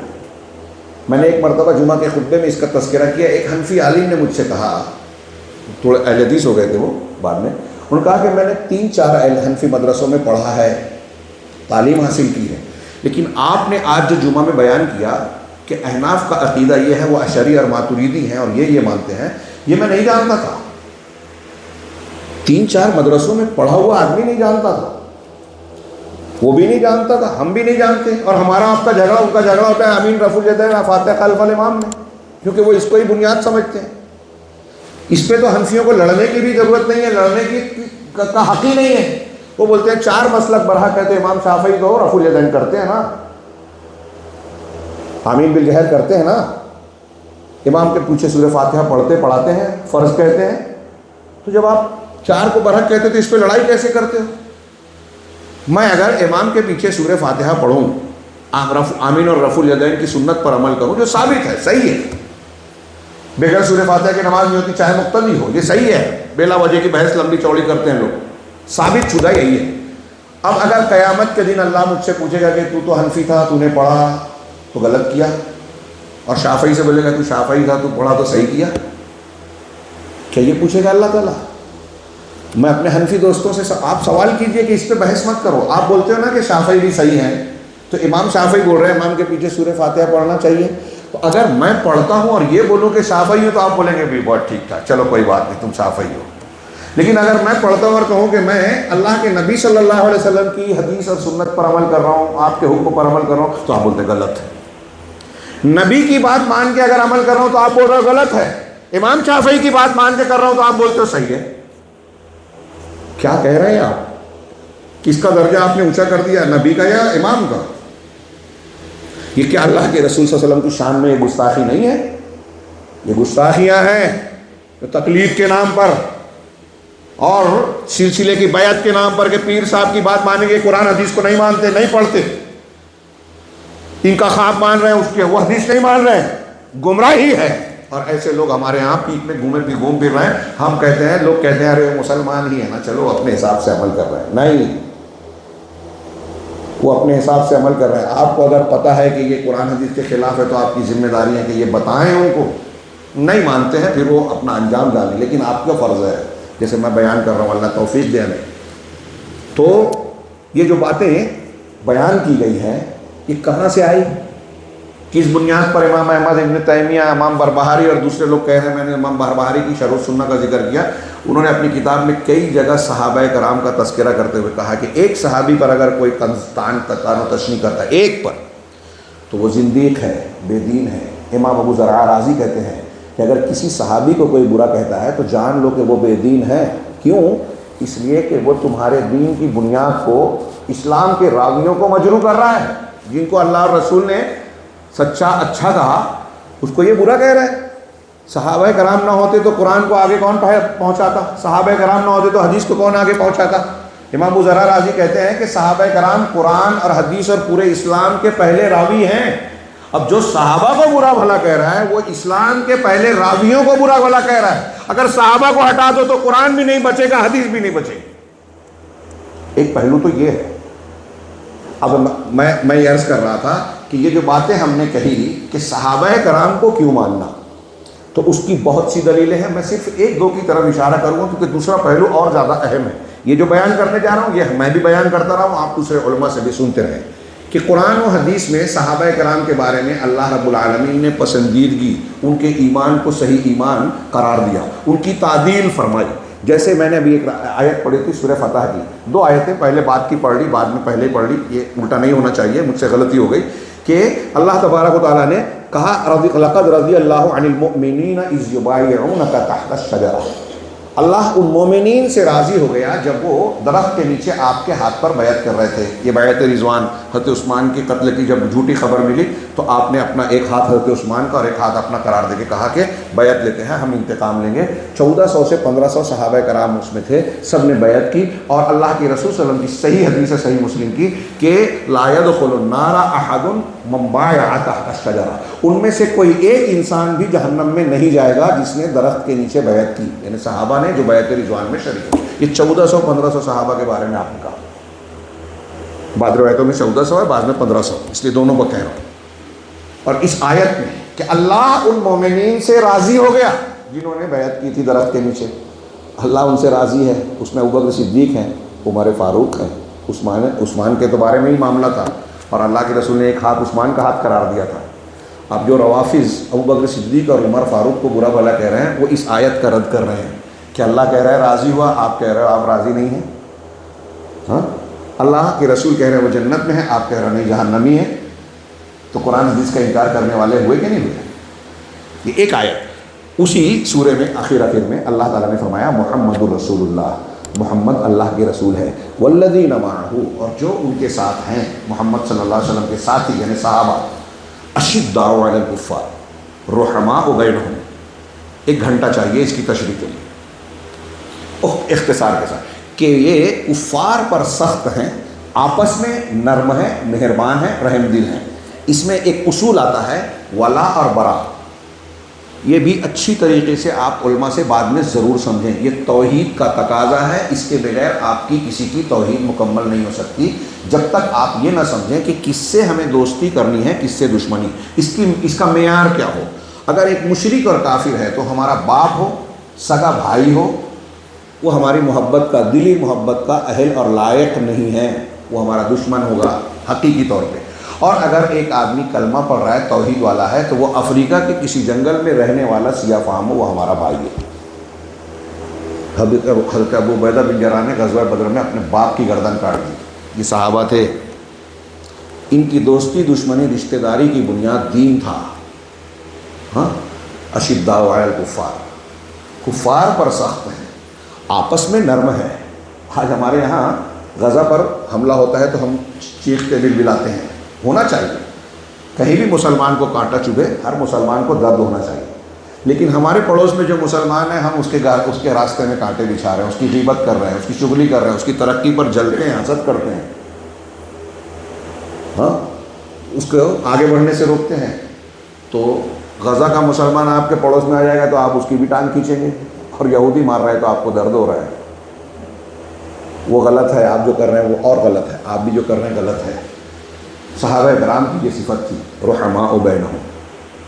ہمارا مسلمان بھائی ہے تو ہماری محبت کے لائق ہے، محبت کا قابل ہے، اس کے لیے قربانی دی جائے گی جیسے صحابہ کرام دیتے تھے. موقع نہیں ہے ایک دوسرے کے لیے. رحماء بینہم، یہ ان کے ولا اور برا، دین کی بنیاد پر دوستی اور دین کی بنیاد پر دشمنی ان کی توحید اور عقیدے کی بنیاد پر تھا. یہ مظاہر کرتا ہے اشداء علی الکفار رحماء بینہم. میں نے کہا کہ لمبی تقریر کر سکتے ہیں اس پہ آگے. ہاں، تراہم رکعا سجدا یبتغون فضلا من اللہ ورضوانا. کیا بات ہے، غور کیجئے کہ آپ ان کو دیکھیں گے کہ رکوع کی حالت میں ہیں، سجدہ کر رہے ہیں، انہیں عبادتیں کر رہے ہیں. جسمانی اعتبار سے اگر آپ دیکھیں گے تو اللہ کے سامنے جھکے ہیں، اللہ کی عبادت میں لگے ہیں، ظاہر میں عبادت میں لگے ہیں. اور ایسا نہیں کہ منافقین کی طرح عبادت کرنے تو آ گئے، دل میں کفر و شرک ہے، نہیں. ان کو ظاہر میں آپ رکوع سجدے کی حالت میں دیکھتے ہیں. اور قرآن کا اگلا جملہ ہے یبتغون فضلا من اللہ ورضوانا، وہ اللہ تعالیٰ کی جانب سے فضل، اس کی مہربانی اور اس کی رضامندی کو چاہتے ہیں، خواہش مند ہیں. یہ اللہ کی گواہی ہے جو دلوں کے بھید کو جانتا ہے. اللہ کہہ رہا ہے صحابہ کرام جھوٹے مسلمان نہیں ہیں، بلکہ ان کے دل میں بھی اللہ کی خوشنودی کی تڑپ ہے، اللہ کی رضامندی چاہتے ہیں، اخلاص ہے. یہ قرآن کی آیت کہہ رہی ہے. اور شیعہ کہتا ہے کہ وہ منافق تھے تو قرآن کی مانیں گے یا رافضی کی مانیں گے؟ قرآن کی مانیں گے یا خلافت و ملوکیت پر ایمان لائیں گے؟ ہمارے یہاں بہت سے لوگ ہے علامہ، دانشور، کتنا بھی دانشور ہو، قرآن کے خلاف بات ہے تو ہمارے پیروں کے نیچے ہونا چاہیے بات. کہا یہ ایک آیت میں نے اور پیش کی. اس کے علاوہ والسابقون الاولون من المہاجرین والانصار والذین اتبعوہم بإحسان رضی اللہ عنہم ورضوا عنہ. پہلے ایمان لانے والے مہاجرین اور انصار میں سے. ہاں، اور مہاجرین اور انصار، اس میں مہاجرین کا ذکر پہلے ہے، انصار کا بعد میں ہے، اس لیے مہاجرین کا درجہ اونچا مانا جاتا ہے. قرآن میں ہر جگہ اللہ نے مہاجرین کا ذکر پہلے کیا. اور جن لوگوں نے احسان کے ساتھ ان کی اتباع کی، بھلائی کے ساتھ، صحابہ کے بعد بعد والے صحابہ، اور صحابہ کے بعد ابتدائی صحابہ کے بعد بعد والے، اس میں وہ بھی آ گئے، حضرت امیر معاویہ بھی آ گئے، خالد بن ولید بھی آ گئے، ہاں وہ سب بھی آ گئے. اور پھر ان کے بعد تابعین آ گئے. اور قیامت تک کے جو لوگ دلیل کی روشنی میں صحابہ کے طریقے کو، منہج کو اختیار کرتے ہیں، یعنی جو سلفی ہیں، احسان کے ساتھ، بھلائی کے ساتھ جو ان کے طریقے پہ چلتے ہیں، اللہ ان سے راضی ہو گیا اور وہ اللہ سے. اب جو ان کے طریقے پہ چلنے والا ہے وہ تو اللہ جانتا ہے، لیکن صحابہ، انصار اور مہاجرین کے تعلق سے اس میں گارنٹی ہے. ایک وہ جو انصار اور مہاجرین میں سابقین ہیں، ایک وہ جو ان کے بعد ہیں اور پھر تابعین ہیں، ان سے اللہ راضی ہو گیا. اور قیامت تک آنے والے، اس کا الٹا معنی یہ بھی ہوا کہ جو صحابہ، انصار اور مہاجرین میں سبقت کرنے والوں کے طریقے پہ نہیں ہیں، سلف کے منہج پر نہیں ہیں، اللہ ان سے راضی نہیں. قرآن کی آیت کے میں مفہوم میں بیان کر رہا ہوں، ایک ہے منطوق، ایک ہے مفہوم. یہ اصطلاح کا لفظ ہے، علماء سمجھتے ہیں. مفہوم کہتے ہیں کیا، الٹے مفہوم کو، معکوس معنی کو، کہ مفہوم مخالف جس کو کہتے ہیں کہ اللہ ان سے راضی ہے، جن سے اللہ راضی ہے ان کے الٹ جو ہے ان سے راضی نہیں ہے. اس کا مطلب یہ ہوا نا. اب سوال یہ ہے کہ اللہ ان سے راضی کیوں ہے؟ یہی ہمارے عنوان کا جواب بھی ہے، یہ سب گھراؤ آتا ہے. کیوں راضی ہے اللہ؟ مطلب اللہ کس سے راضی ہوگا؟ جس کا عقیدہ خراب ہوگا اللہ اس سے راضی ہوگا کیا؟ پوچھ رہا ہوں. غلط عقیدے والے سے اللہ راضی ہوگا؟ نہیں. اس کا مطلب صحابہ کا عقیدہ صحیح ہے، یہ اللہ کی طرف سے تعدیل ہے. مطلب ہمیں وہی عقیدہ اختیار کرنا چاہیے جو صحابہ کا تھا. قرآن کو جو نہیں مانتا یا قرآن کو غلط مانتا ہے، اللہ اس سے راضی ہوگا کیا؟ اس کا مطلب صحابہ کرام قرآن کو جیسا سمجھتے تھے، مانتے تھے، وہ صحیح تھا. قرآن کی جو تفسیر کرتے تھے وہ صحیح تھی. مجموعی طور سے انفرادی خطا کی تصویر اصلاح ہو جاتی ہے. صحابہ کرام کی عبادت، صحابہ کرام کا حلال حرام، صحابہ کرام کا منہج اور مسلک اگر غلط ہوتا تو اللہ ان سے راضی ہوتا کیا؟ نہیں ہوتا. اس کا مطلب ان کا مسلک صحیح ہے. اور جب ان کا مسلک صحیح ہے اور اللہ ہم کو کہہ رہا ہے کہ اس مسلک سے اللہ راضی ہوا، تو ہم صحابہ کے مسلک سے ہٹ کر اگر فلاں علامہ، فلاں ڈاکٹر، فلاں انجینئر، فلاں پیر صاحب اور فلاں بزرگ رافضیوں، صوفیوں، یونانیوں اور فلاں کے فلسفوں پر مبنی دین کو مسلک بنا کے اختیار کریں گے تو کیا اللہ ہم سے راضی ہوگا؟ نہیں ہوگا.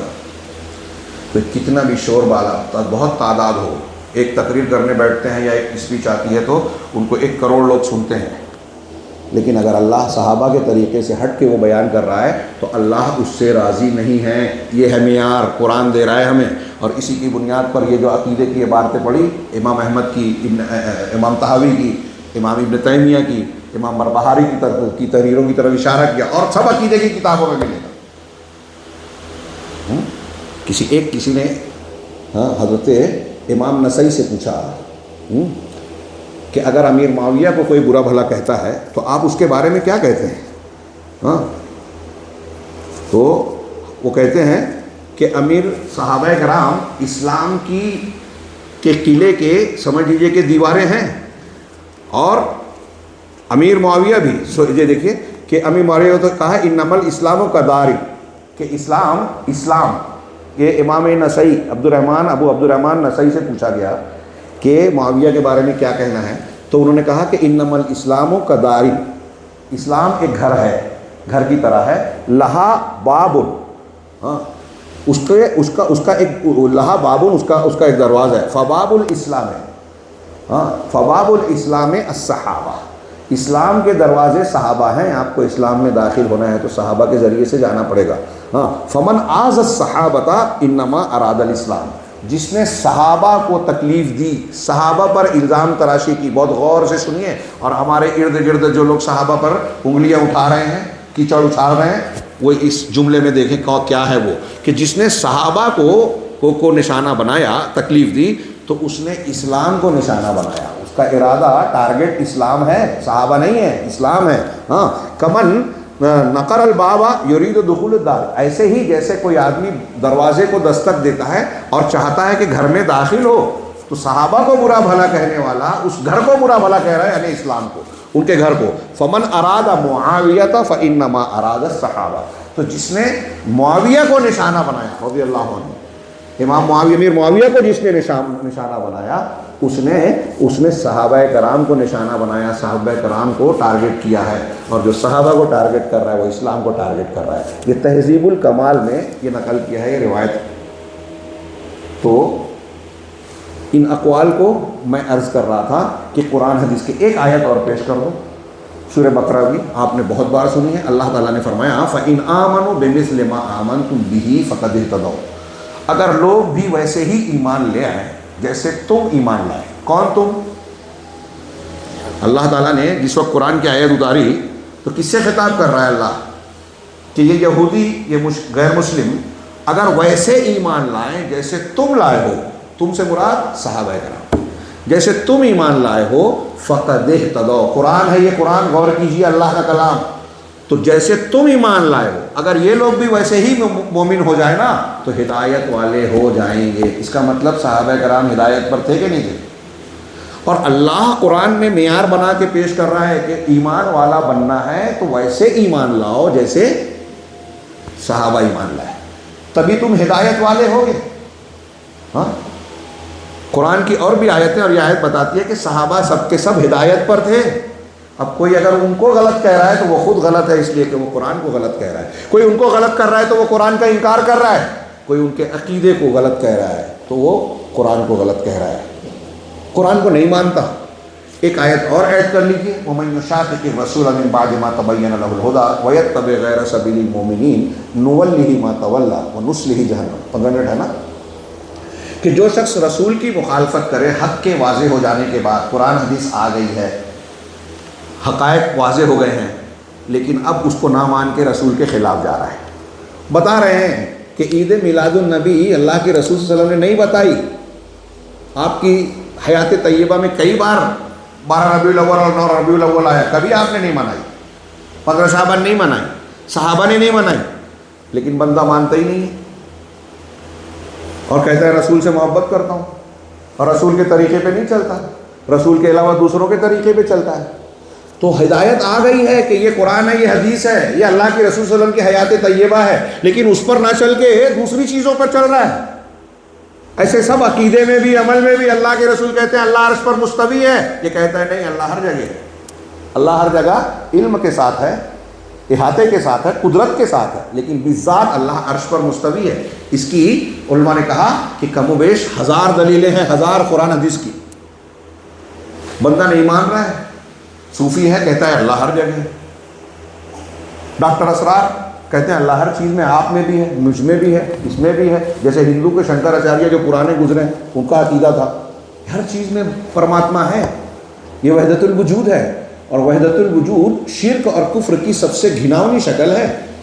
اگر کسی ایک انسان کو یا کسی ایک مخلوق کو آپ نے اللہ کے علاوہ معبود مان لیا تو وہ شرک ہے، کفر ہے.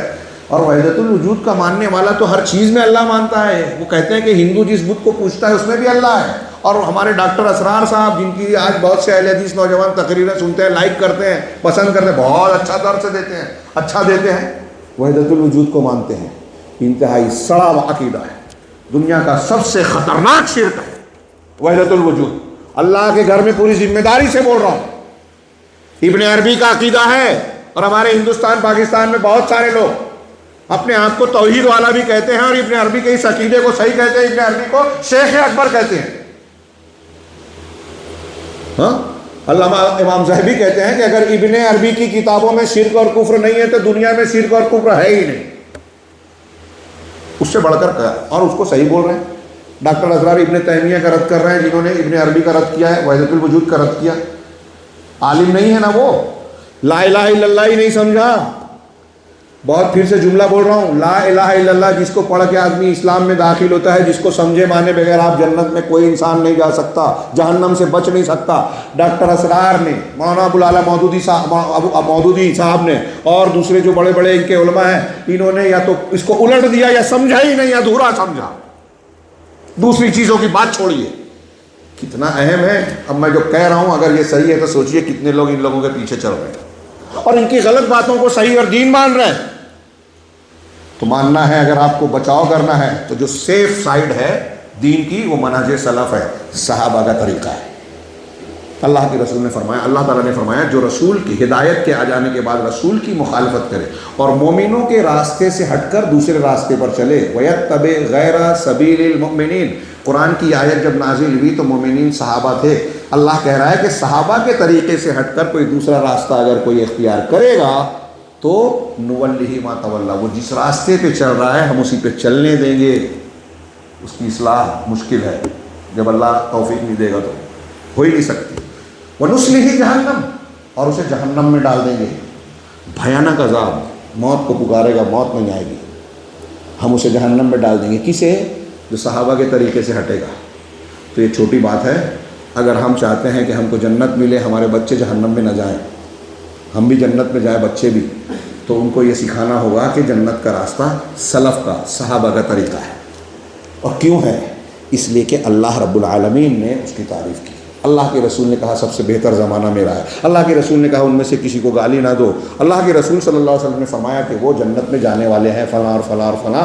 اللہ تعالیٰ نے قرآن مجید میں فرمایا لا یستوی منکم من انفق من قبل الفتح وقاتل، کہ تم میں جن لوگوں نے فتح مکہ سے، فتح کا کئی تشریح کی، فتح مکہ سے پہلے خرچ کیا اور قتال کیا، وہ اور جو لوگ اس کے بعد قتال کیے، دونوں برابر نہیں ہو سکتے.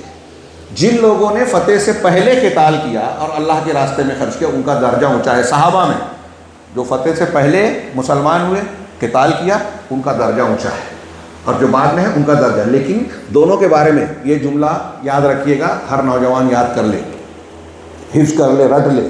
اور اس کا معنی بھی اللہ نے دونوں کا ذکر کرنے کے بعد کہا وَكُلًّا وَعَدَ اللَّهُ الْحُسْنَىٰ. دونوں میں درجے کا فرق ضرور ہے، لیکن اللہ نے دونوں سے حسنہ کا وعدہ کیا ہے. حسنہ بھلائی، جنت، دونوں سے وعدہ ہے. جو فتح مکہ کے پہلے مسلمان ہوئے، قتال کیا، جہاد کیا، خرچ کیا، اور جو بعد میں، اب امیر معاویہ بھی اس میں آ گئے. قرآن کہہ رہا ہے کہ اللہ نے ان سے حسنہ کا وعدہ کیا. اس میں امیر معاویہ، ابو سفیان بھی آ گئے، اور پہلے والوں میں تو اونچے درجے والوں میں تو ابوبکر صدیق، عمر. اب جو ان کو برا بھلا کہے، ان پہ تنقید کرے، وہ قرآن کی اس آیت کو مان رہا ہے کیا؟ نہیں مان رہا ہے. یہ چند باتیں اس تناظر میں ہیں کہ صحابہ کرام رضوان اللہ علیہم اجمعین جو ہیں ان کا منہج ہمارے لیے معیار بنایا گیا ہے. لیکن اب سوال یہ ہے کہ صحابہ کرام کا منہج تھا کیا؟ وہ ہدایت پر تھے، اس کی بہت سی دلیلیں ہیں. اسی طریقے سے صحابہ کرام کا ایمان کامل، اللہ کا پسندیدہ ایمان تھا، اس کی دلیلیں ہیں. اسی طرح وہ آپس میں ایک دوسرے سے محبت کرتے تھے، اس کی دلیلیں ہیں. اس کی تفصیل کا موقع نہیں ہے. وہ اللہ رب العالمین نے ان کی تعدیل کی ہے. جب ہم کہتے ہیں صحابہ سب کے سب عادل ہیں، اگر کوئی راوی کو حدیث کو بیان کر رہا ہے تو ہم دیکھیں گے وہ سچا ہے کہ جھوٹا ہے، اس کا حافظہ کیسا تھا، استاد کون ہے، شاگرد کون ہے. لیکن اگر پتہ چل جائے کہ صحابی نے کہا ہے تو پھر اس کو جانچنے کی ضرورت نہیں. کیوں؟ جس کی تعدیل اللہ نے کی ہے، رسول نے کی ہے، اس کی انسان جرا نہیں کر سکتا. جس کو اللہ نے کہا یہ اچھا ہے، ایماندار، امانت دار ہے، اس کو ہم کہیں گے کہ بے ایمان ہے. اگر ہم ایسا کہتے ہیں تو ہم اللہ کی بات کا رد کر رہے ہیں. ہاں، اسی طریقے سے صحابہ کرام میں انصار مہاجرین کے درجات، مہاجرین سب کے سب جنت میں ہیں. انصار کی فضیلت یہ بتائی گئی کہ ایمان کی علامت ہے کہ انصار سے محبت رکھے، اور نفاق کی علامت یہ ہے کہ انصار سے بغض رکھے.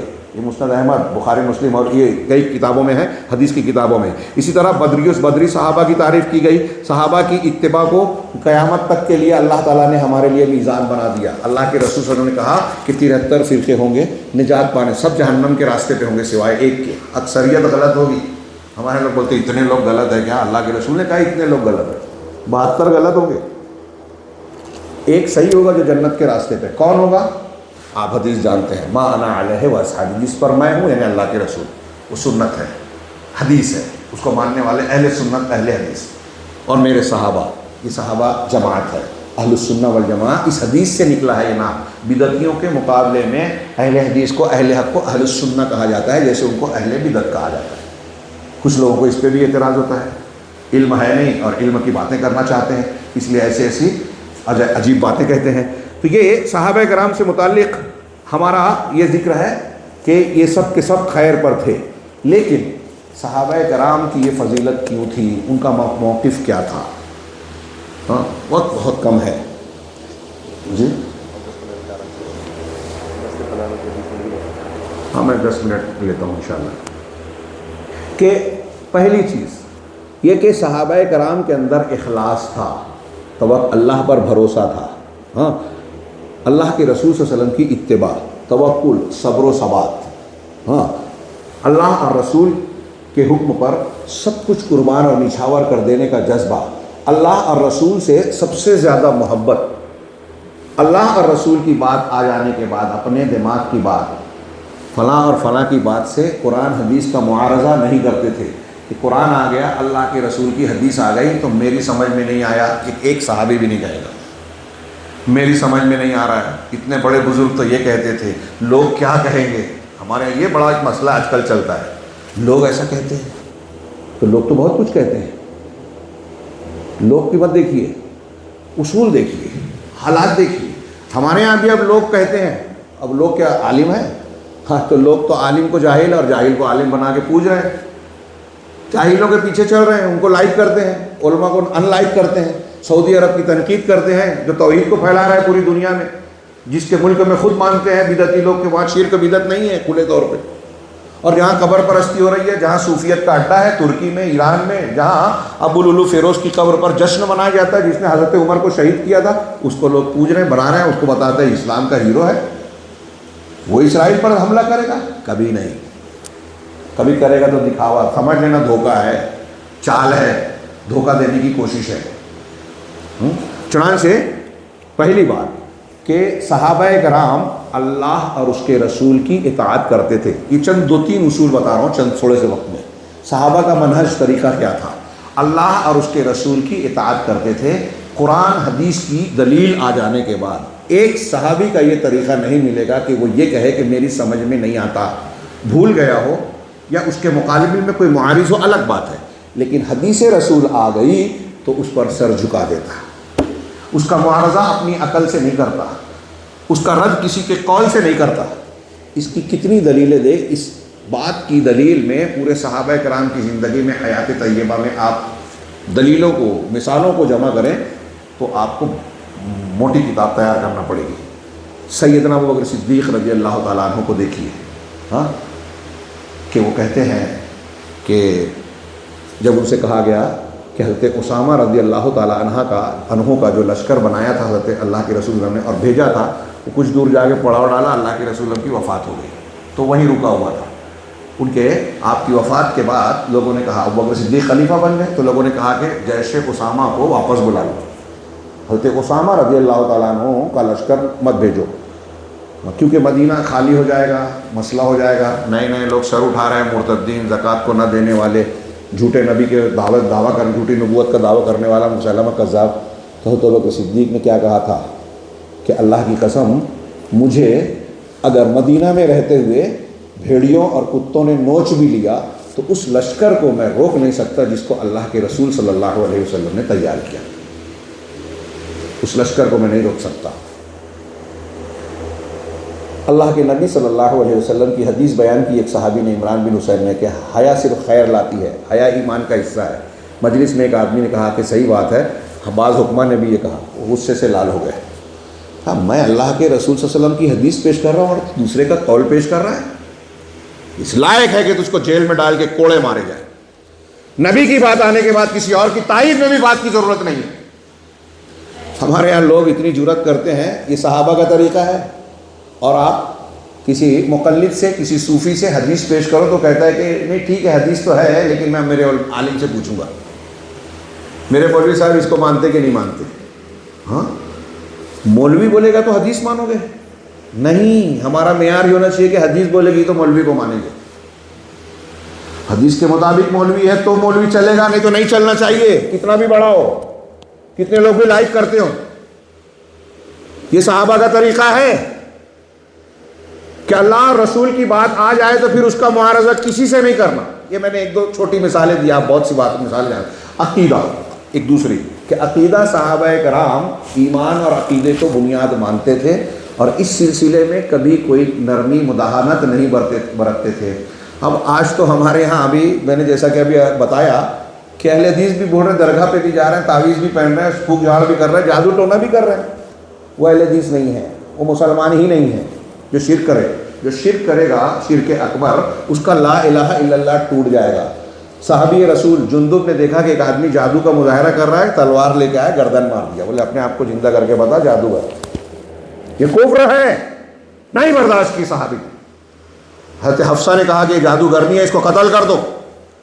حضرت عبداللہ ابن مسعود نے اپنی بیوی کی گلے میں دیکھا کالا دھاگا باندھا، کہا یہ کیا پہن رکھا ہے؟ کہا وہ میرے آنکھ میں صبح سے تکلیف تھی، پڑوس کی ایک عورت آئی، سنن ابو داؤد ترمذی اور سنن کی روایت ہے، صحیح حدیث ہے. کہا وہ پڑوس کی یہودن عورت آئی اور اس نے یہ پہنا دیا، تو جب سے میں نے یہ دھاگا پہنا ہے تب سے آرام ہے. نوٹ کیجئے، عورتوں کو بتائیے. ہمارے یہاں لوگ بولتے ہیں کہ میں بہت ڈرتا تھا، یہ اجمیر کا دھاگا لایا تو اب ڈر نہیں لگتا. ایسا ہوتا تھا، وہاں سے آیا تو ایسا ہو گیا. ہو سکتا ہے ہو، ایسا محسوس ہوتا ہے، ہوتا نہیں ہے. بھائی ایک آدمی کو دل میں ڈر لگ رہا ہے، میں اندھیرے میں جاتا ہوں تو میں ڈر جاتا ہوں. کچھ لوگ ایسے ہوتے ہیں نا، اندھیرے میں اکیلے میں ڈر جاتے ہیں. تو یہ ڈر کہاں سے آتا ہے؟ دل میں ہے نا ہمارے. میں اندھیرے میں یا اکیلے میں ڈر رہا ہوں تو کہاں سے آیا یہ ڈر؟ میرے اپنے دل میں ہے نا وہ ڈر. اب میں نے آئے میرے پاس اور میں نے کہا کہ یہ تعویذ رکھو، گلے میں لگا لینا، ہاتھ میں باندھ لینا، کمر پہ پہن لینا، جیب میں ڈال لینا، کوئی چیز تم کو نقصان نہیں پہنچائے گی. اب میں نے پہن لیا، اس کے بعد میں اکیلے میں گیا، اندھیرے میں گیا، مجھے ڈر لگا، ارے میں اندھیرے میں. لیکن پھر اس کے بعد دماغ میں آیا کہ ارے میرے پاس مولوی صاحب کی تعویذ ہے نا، بچ جاؤں گا. تو اس سے اطمینان مل کہتا کہ جب سے پہنا ہوں آرام لگ رہا ہے. اس تعویذ نے کچھ نہیں کیا، بس آپ کا سائیکالوجیکل چکر ہے کہ آپ ہی کے دل میں ڈر پیدا ہوا، آپ ہی کے دل میں ڈر نکل گیا ہے. اگر میں یہ بول دوں کہ بندر بندر بولنا تو تمہارا ڈر چلا جائے گا تو اس سے بھی اچھے ہو جاؤ. علامہ ابن تیمیہ سے کچھ لوگوں نے آگے کہا کہ ارے آپ کہتے ہیں کہ مزار پہ کچھ نہیں ہوتا، ہمارے گھوڑے بیمار ہوتے ہیں تو پیٹ میں تکلیف ہوتی ہے تو ہم ان کو نصیری، جو حضرت علی کو اللہ مانتے تھے کہ اللہ ان کے اندر آ جائے، نصیریوں کا قبرستان تھا، کہا وہاں لے جاتے ہیں ہمارا گھوڑا اچھا ہو جاتا ہے. علامہ ابن تیمیہ نے کہا کہ کیا ایسا ہوتا ہے کہ جب تم وہاں لے جاتے ہو تو گھوڑے بدکتے ہیں، بھاگنے کی کوشش کرتے ہیں، تم زبردستی روکتے ہو؟ کہا ہاں ہاں ایسا ہوتا ہے. کہا وہ پھر پاخانہ ہوتا ہے ان کو؟ کہا ہاں. تو کہا اللہ کے رسول صلی اللہ علیہ وسلم کی حدیث ہے کہ جب قبر میں مردے کو عذاب ہوتا ہے تو وہ چیختے چلاتے ہیں، اس کی چیخ و پکار کو جن اور انسانوں کے علاوہ سارے لوگ سنتے ہیں. تو آپ کا گھوڑا سنتا ہوگا، ان کو عذاب ہوتا ہوگا، گھوڑا سنتا ہے، بھاگتا ہے، ڈرتا ہے، آپ لے جانے نہیں دیتے تو ڈر کے مارے اس کو پخانا ہوتا ہے، پخانا ہوتا ہے تو پیٹ ٹھیک ہو جاتا ہے، آپ کو لگتا ہے قبر پہ آنے سے فائدہ ہوا. آپ کی بھی شادی ہو گئی، 3 سال تک آپ دوڑ رہے ہیں دواخانے میں ادھر ادھر، بچہ پیدا نہیں ہو رہا ہے، بیوی بھی ٹھیک ہے، آپ بھی ٹھیک ہیں، بچہ نہیں ہو رہا ہے. کسی نے کہا کہ فلاں مزار پہ چلے جاؤ، اب حمل ٹھہر گیا آپ کی بچی، آپ کی بیوی کو، تو شیطان کو پتہ ہے کہ اس کو حمل ٹھہر چکا ہے، تو آگے بولتا ہے کہ اجمیر چل. ٹھہرنے کے بعد اجمیر لے جاتا ہے، اور وہاں سے آنے کے بعد رپورٹ میں جب پازیٹیو آتا ہے کہتے ہیں دیکھو اجمیر گیا تو بچہ مل رہا ہے. یہ میں سائیکالوجیکل پوائنٹ بتاؤں. حضرت عبداللہ ابن مسعود نے اپنی بیوی کے، یہ صحابی کا موقف دیکھیے، گلے سے دھاگا کاٹا ہاں اور کہا کہ آل ابو عبد الرحمن، میرا گھرانہ شرک سے پاک ہے، ہاں میں شرک نہیں کر سکتا، میرے گھر میں شرک برداشت نہیں کر سکتا. یہ شیطان تھا جو تمہاری آنکھ میں کچوکے لگا رہا تھا. جب یہودی عورت نے تم کو یہ دھاگا دیا اور تم نے پہنا تو شیطان نے تکلیف دینا بند کر دیا. تم کو ایسا لگتا ہے کہ اس دھاگے سے فائدہ ہوا. شیطان تکلیف دے رہا ہے، آپ شرک کے اڈے پہ مندر پہ چلے جاؤ اچھے ہو جائیں گے، کیونکہ شیطان تکلیف دینا بند کر دے گا، کیونکہ شیطان چاہتا ہے کہ آپ شرک کرو. آپ کو جب گمراہ کر دیا تو شیطان کا کام پورا ہو گیا. اس سے فائدہ نہیں ہوا آپ کی تعویذ سے، مندر سے، اور شفا دینے والا، نفع نقصان کا مالک صرف اللہ. تو صحابہ کرام توحید میں انتہائی سخت تھے، کبھی شرک کو، ہلکے سے شرک کو برداشت نہیں.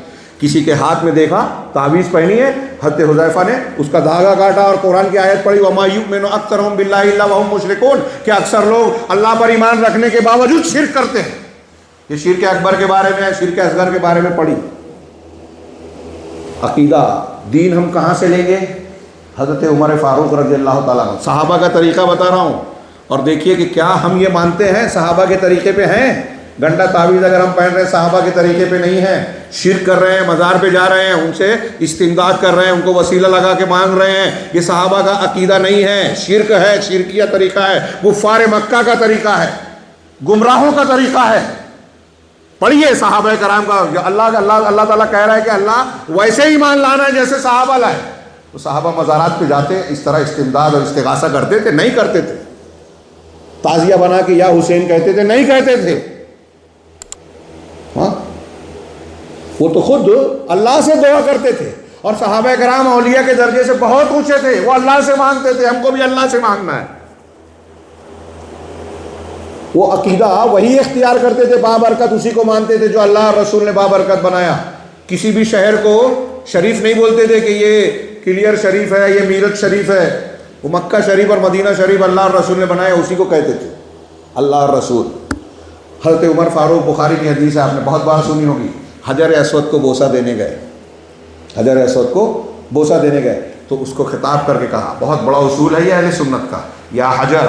حضرت عمر فاروق رضی اللہ عنہ کہہ رہے ہیں، صحیح بخاری میں ہے، یا حجر انی اعلم انک حجر، اے پتھر میں جانتا ہوں کہ تو ایک پتھر ہے، لا تضر ولا تنفع، تو نہ نقصان پہنچا سکتا ہے نہ نفع.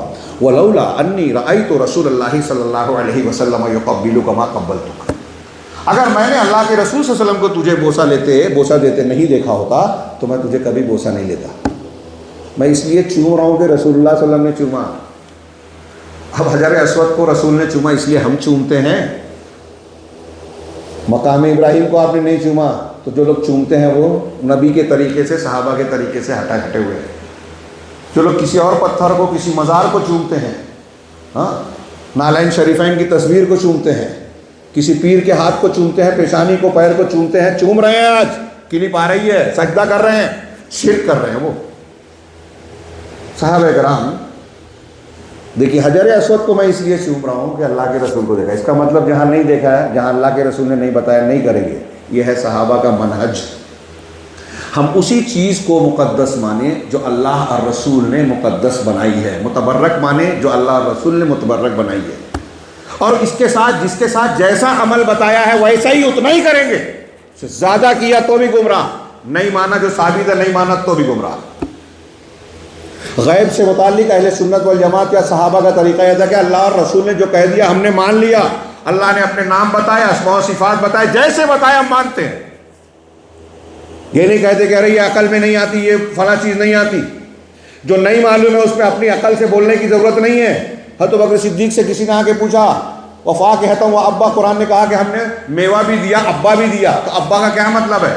سبزی کو کہتے ہیں. حضرت ابو بکر صدیق کو معلوم نہیں تھا تو ان کا جملہ لکھنے کے لائق ہے، تفسیر کا اصول بیان کرتا ہے. وہ کہتے ہیں ایو سماء تضلنی وایو ارض تقلنی اذا قلت فی کلام اللہ ما لا اعلم، یہ کون سا آسمان مجھے سایہ دے گا، کون سی زمین پناہ دے گی اگر میں اللہ کے کلام کے بارے میں وہ بات کہوں جو میں نہیں جانتا.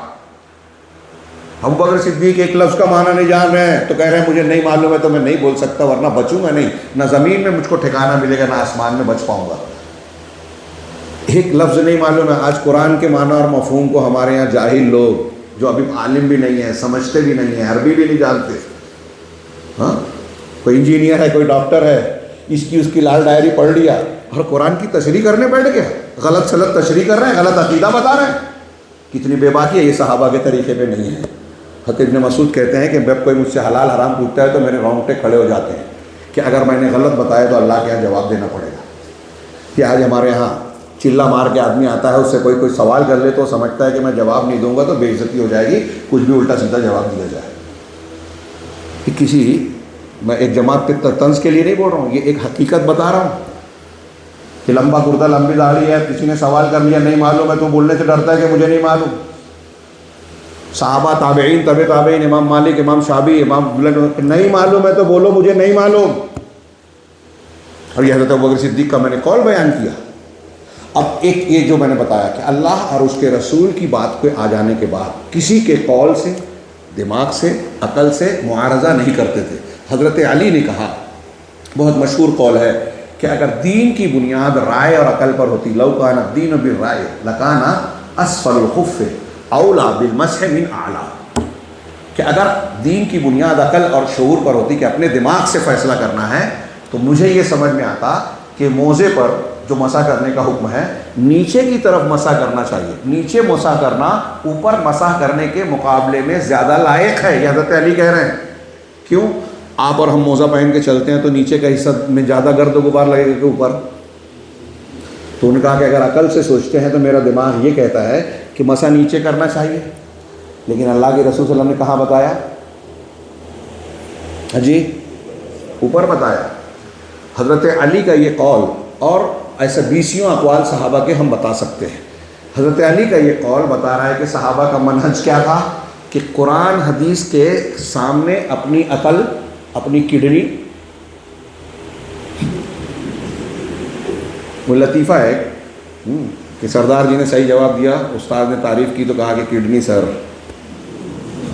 ہاں تو اس تناظر میں نے کڈنی کہا۔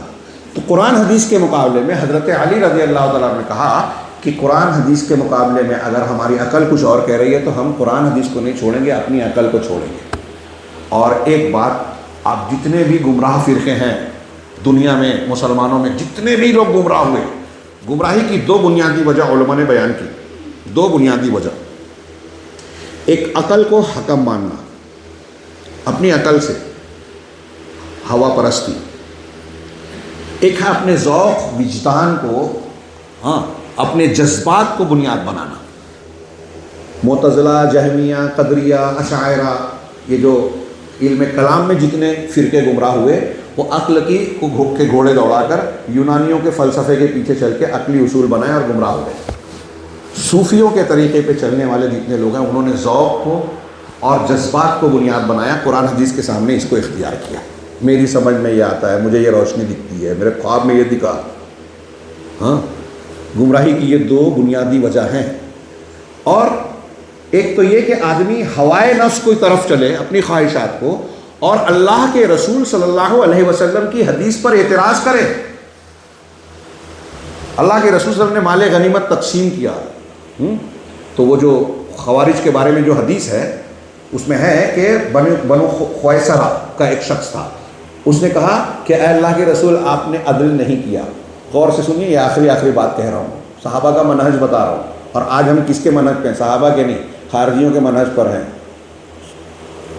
صوفیوں کے منہج پر ہیں، عقل کے پیچھے جا رہے ہیں، ذوق کو مان رہے ہیں، اس کی اور اس کی مان رہے ہیں، اللہ کے رسول کی اور صحابہ کی نہیں مان رہے ہیں۔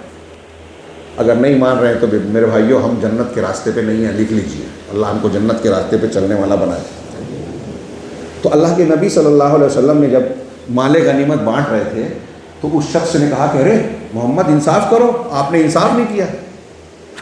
سوچئے کس سے کہہ رہے ہیں، کس سے کہہ رہا ہے وہ شخص؟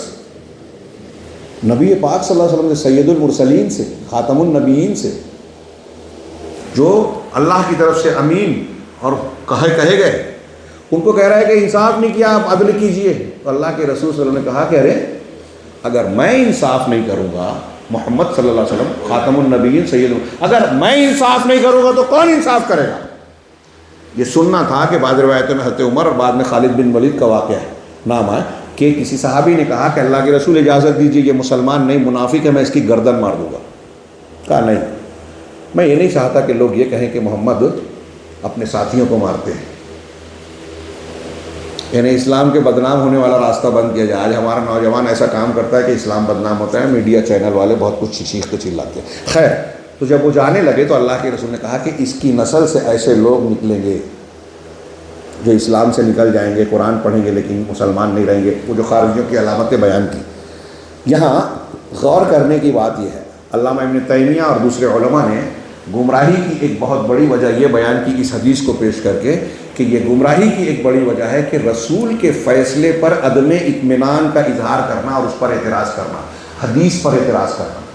اس خارجیوں کا جو سردار تھا، جس کی نسل سے خارجی نکلے، جس کے بارے میں حضرت عمر نے کہا کہ اس کی گردن مار دینی چاہیے، اور اللہ کے رسول نے حکمت اور مصلحت کے تحت اجازت نہیں دی، کہا کہ یہ اللہ کے رسول نے انصاف نہیں کیا۔ آج اگر کوئی شخص ثابت شدہ صحیح حدیث پر اعتراض کر رہا ہے تو اسی کی سنت پر عمل کر رہا ہے، صحابہ کی سنت پر نہیں چل رہا ہے، صحابہ کے طریقے پہ نہیں ہے، خارجیوں کے سردار کی سنت پر ہے، جس نے اللہ کے رسول کے سامنے اللہ کے رسول کے فیصلے پر اعتراض کیا۔ ایسے ہی ہمارے ہاں وہ فلاں صاحب ہو یا ڈیما صاحب ہو، ڈاکٹر ہو یا وہ فقیر اسلام کہلانے والے ہوں، اگر حدیث رسول پر اعتراض کر رہے ہیں، اللہ کے رسول کی حدیث پر بے اطمینانی کا اظہار کر رہے ہیں، ہم اور آپ کر رہے ہیں کہ یہ حدیث سمجھ میں نہیں آتی، اس پر عمل نہیں کر سکتا، تو آپ بھی اسی طریقے پہ ہیں، صحابہ کے طریقے پہ نہیں ہیں۔ صحابہ کا طریقہ تو یہ تھا کہ رسول کا حکم اگر اشارہ مل جائے تو گردن کٹا دے. رسول سے محبت ایسی کی کہ کسی سے نہیں کی. اور یہی صحابہ کا ایک طریقہ یہ کہ ولا اور برا، اللہ اور رسول کے حکم کے مطابق دوستی اور دشمنی اللہ اور رسول کے لیے. ہاں، جب کسی نے کہا، رومی بادشاہ نے حضرت عبداللہ بن حذافہ سے کہا کہ کیا تم ان کو جب سولی دینے لگے، لمبا واقعہ ہے، پڑھنے کے لائق ہے، بڑا شاندار، ان کی آنکھ سے آنسو آ گیا. تو بادشاہ نے واپس بلایا کہ میں نے تم سے پیشکش کی تھی، پھر سے کر رہا ہوں، اگر تم میرا مذہب قبول کر لو، عیسائی بن جاؤ، محمد کا دین چھوڑ دو صلی اللہ علیہ وسلم، تو میں تم کو آدھی سلطنت دے دوں گا، شاید تم کو موت سے ڈر لگا. تو اس صحابی رسول نے کیا کہا کہ میرے آنکھ سے آنسو نکل گیا، تو اس سے غلط فہمی کا شکار ہو گیا. تو سمجھ رہا ہے کہ میں موت سے ڈر رہا ہوں، موت کے ڈر سے رو رہا ہوں کہ مرنے جا رہا ہوں؟ نہیں، مجھے اس بات کا دکھ ہے کہ اللہ نے ایک ہی جان دی ہے، میری کئی جانیں ہوتی سب قربان کر دیتا دین کے لیے. اللہ کے رسول صلی اللہ علیہ وسلم کا ساتھ نہیں چھوڑتا. صحابہ ایسے تھے کہ جان چلی جائے، گھر چھوڑ دیا، رشتہ داروں کو چھوڑ دیا. رشتہ دار دشمن بن کے آیا اسلام کا تو اس کی گردن پہ کو پروار کر دیا. حضرت ابو بکر نے اپنے باپ کو مارا، حضرت عمر نے اپنے سگے ماموں کو مارا بدر کی جنگ میں. حضرت مصعب بن عمیر نے اپنے سگے بھائی کے بارے میں کہا کہ انصاری سے اس کو اچھی طرح باندھو، اس کی ماں پیسے والی، اچھا فدیہ ملے گا. کہا کہ میرے بھائی ہوتے ہوئے تم میرے بارے میں ایسا کہہ رہے ہو. تو حضرت مصعب نے کہا کہ اس وقت تو میرا بھائی نہیں ہے، یہ انصاری میرا بھائی ہے. یہ ولا اور برا کہلاتا ہے. آج ہمارے یہاں لوگ اس کو بھی نہیں جانتے. اہل حق توحید والوں کو برا کہتے ہیں، یہ صحابہ کے طریقے سے ہٹ کے ہے. رافضیوں کی تعریف کرتے ہیں، بدعتیوں کی تعریف کرتے ہیں، تحریکیوں کی تعریف کرتے ہیں، صوفیوں کی تعریف کرتے ہیں، یہودیوں کے ایجنٹ کا ساتھ دیتے ہیں. سعودی عرب اہل حق اہل حدیث کی مخالفت کرتے ہیں. یہ ولا اور برا کے اصول کے خلاف ہے، صحابہ کے طریقے کے خلاف ہے، قرآن و حدیث کی تعلیم کے خلاف ہے. جو ہمارا توحید والا آدمی ہوگا اس سے ہم کو دوستی ہونا چاہیے، یہ ایمان کی نشانی ہے. یہ صحابہ کا طریقہ ہے، ولا اور برا، دشمنی اللہ کے لیے، دوستی اللہ کے لیے. اب جب آپ نے توحید ہی کو نہیں سمجھا ہے، اسلام کو ہی نہیں سمجھا ہے، تو آپ اسلام کے دوستوں اور دشمنوں کو بھی نہیں پہچانتے. نتیجہ یہ نکلا کہ آج بہت سارے لوگ اپنے آپ کو مسلمان، اسلام پسند، اسلام کی حکومت قائم کرنے والا بولتے ہیں، اور ان سے نفرت کرتے ہیں جو اصلی اسلام والے ہیں، ان کی موافقت کرتے ہیں جو بدعتی ہیں، خرافاتی ہیں، صحابہ کو گالی دینے والے. یہ ہو رہا ہے. ایک اصول اور بیان کر دوں کہ صحابہ کرام کا منہج یہ تھا کہ اگر آپس میں اختلاف ہو، کئی اصول ہیں لیکن وقت کافی زیادہ ہو گیا ہے، یہ ایک اصول کہ اگر آپس میں اختلاف ہو گیا دین کے معاملے میں، شریعت کے معاملے میں، تو اس میں ان کا منہج کیا تھا، طریقہ کیا تھا، اور ہمارا طریقہ کیا ہے. ہمارے یہاں آج کل لوگ بولتے ہیں اختلاف، ارے کوئی بات نہیں، یہ کرو کہ مت کرو، بدعت کرو کہ مت کرو، فاتحہ پڑھو کہ مت پڑھو، میلاد پڑھو کہ مت پڑھو، سب ایک ہو جاؤ. وہ بھی دین پہ عمل کر رہے ہیں، وہ بھی آپ کسی کے پھٹے میں کیوں ٹانگ ڈالتے؟ سب اپنے اپنے حساب سے دین پر عمل کر رہے ہیں نا. کیا اللہ کے رسول صلی اللہ علیہ وسلم نے یہی کہا کہ سب اپنے اپنے حساب سے کریں گے، کرنے دینا؟ نہیں. اللہ کے رسول صلی اللہ علیہ وسلم نے فرمایا کہ 72 میں سے ایک طریقہ نجات پانے والا ہے. اللہ کے رسول صلی اللہ علیہ وسلم نے فرمایا کہ بہت سے تمہارے درمیان ایسے لوگ آئیں گے جو تمہارے درمیان کے ہوں گے، داڑھی والے ہوں گے، لمبے جبے کبے والے، یہ میں سمجھانے کے لیے وضاحت کر رہا ہوں، لیکن وہ جہنم کے دروازوں کی طرف بلانے والے ہوں گے. یعنی شرک اور بدعت کی دعوت دیں گے تو جہنم کی طرف بلانے والے ہوں گے. اللہ کے رسول نے ہم کو ڈرایا ہے کہ اس سے بچنا، کہ تمہارے اور تمہارے درمیان ایک حدیث میں ہے کہ ایسے لوگ آئیں گے آخری زمانے میں جو ایسی حدیثیں سنائیں گے جو نہ تم نے سنی نہ تمہارے باپ دادا نے. تم ان سے بچنا، دور رہنا. میرے بعد مجھے سب سے زیادہ جس چیز کا میری امت پر ڈر ہے وہ گمراہ کرنے والے اماموں کا. کیا مطلب ہے ان حدیثوں کا؟ صحابہ کرام نے کیا غلط عقیدے والے کو دیکھنے کے بعد خاموشی اختیار کی کہ اس کا عمل کرے، میں اپنا عمل کروں؟ جی نہیں. اللہ نے قرآن میں غلط شرک کا، بدعت کا، تثلیث کا، کفار کی شرک کا رد کیا. اللہ کے رسول نے رد کیا، صحابہ نے رد کیا، تابعین نے رد کیا، اماموں نے رد کیا، کتابیں لکھی آج موجود ہیں، اور آپ کہتے ہیں کہ آپ رد مت کرو. کیوں دوسروں کو غلط بولتے ہو؟ اگر آپ کو توحید بیان کرنی ہے، دعوت کا کام کرنا ہے، جو سن لیں، دعوت و تبلیغ کا کام کرنے والے فضیلت بنانا بتانا دعوت نہیں ہے. یہ بھی صحیح اور وہ بھی صحیح، گائے بھی گابن بیل بھی گابن، یہ آپ دعوت نہیں دے رہے ہو.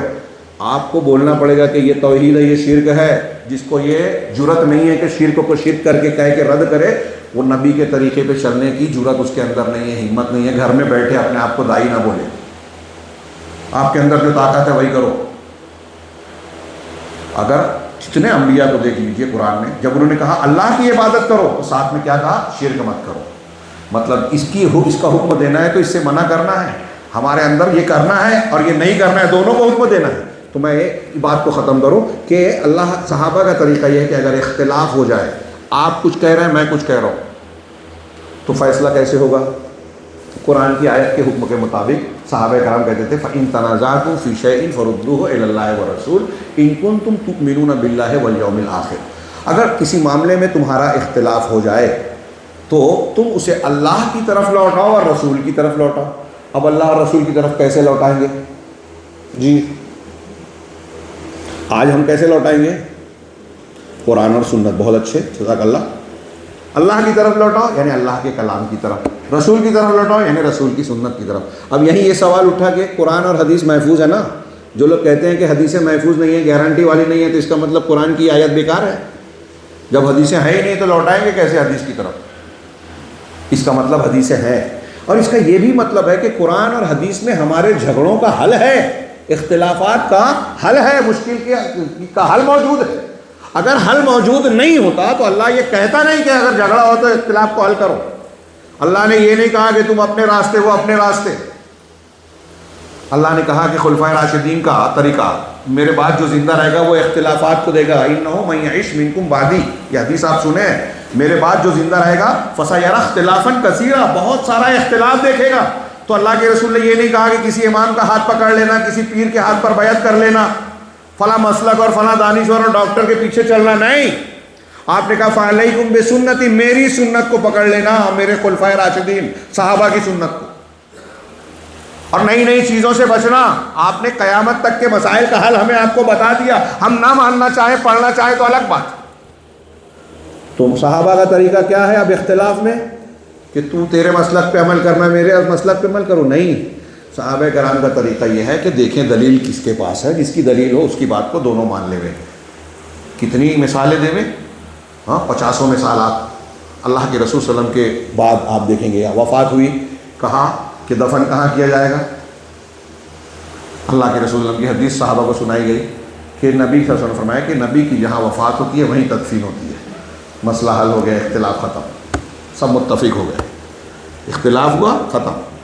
اللہ کے رسول صلی اللہ علیہ وسلم کے بعد خلیفہ کون ہوگا؟ انصار نے کہا ہمارے درمیان، ثقیفہ بنو ساعدہ نے، مہاجرین نے کہا ہمارے درمیان سے۔ ایک حدیث سنائی، ہاں کیا نام تھا ان کا، وائم ابن ابو ساعدہ نے، کہ اللہ کے رسول صلی اللہ علیہ وسلم نے اس کی حدیث میں نے سنی، الائمۃ من قریش، کہ امام امیر قریش میں سے ہوگا۔ جھگڑا ختم، انصار خاموش ہو گئے، کہ جب حدیث آ گئی تو سر جھکا دیا۔ کہ ایسی کتنی دلیلیں ملیں گی؟ ہاں ختم کرو۔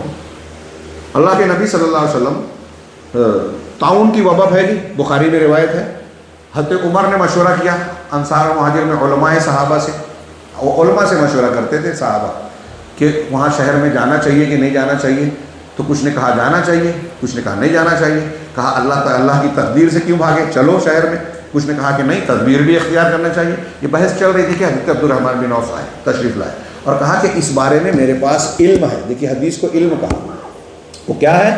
کہا کہ اللہ کے رسول نے فرمایا کہ جب تم کسی بستی کے بارے میں سنو وہاں طاعون ہے، طاعون کی بیماری پھیلی ہے، اور تم اس بستی سے باہر ہو تو بستی میں نہ جاؤ، اور جب اس بستی کے اندر ہو اور تم کو پتہ چلے تو بستی کے باہر مت نکلو۔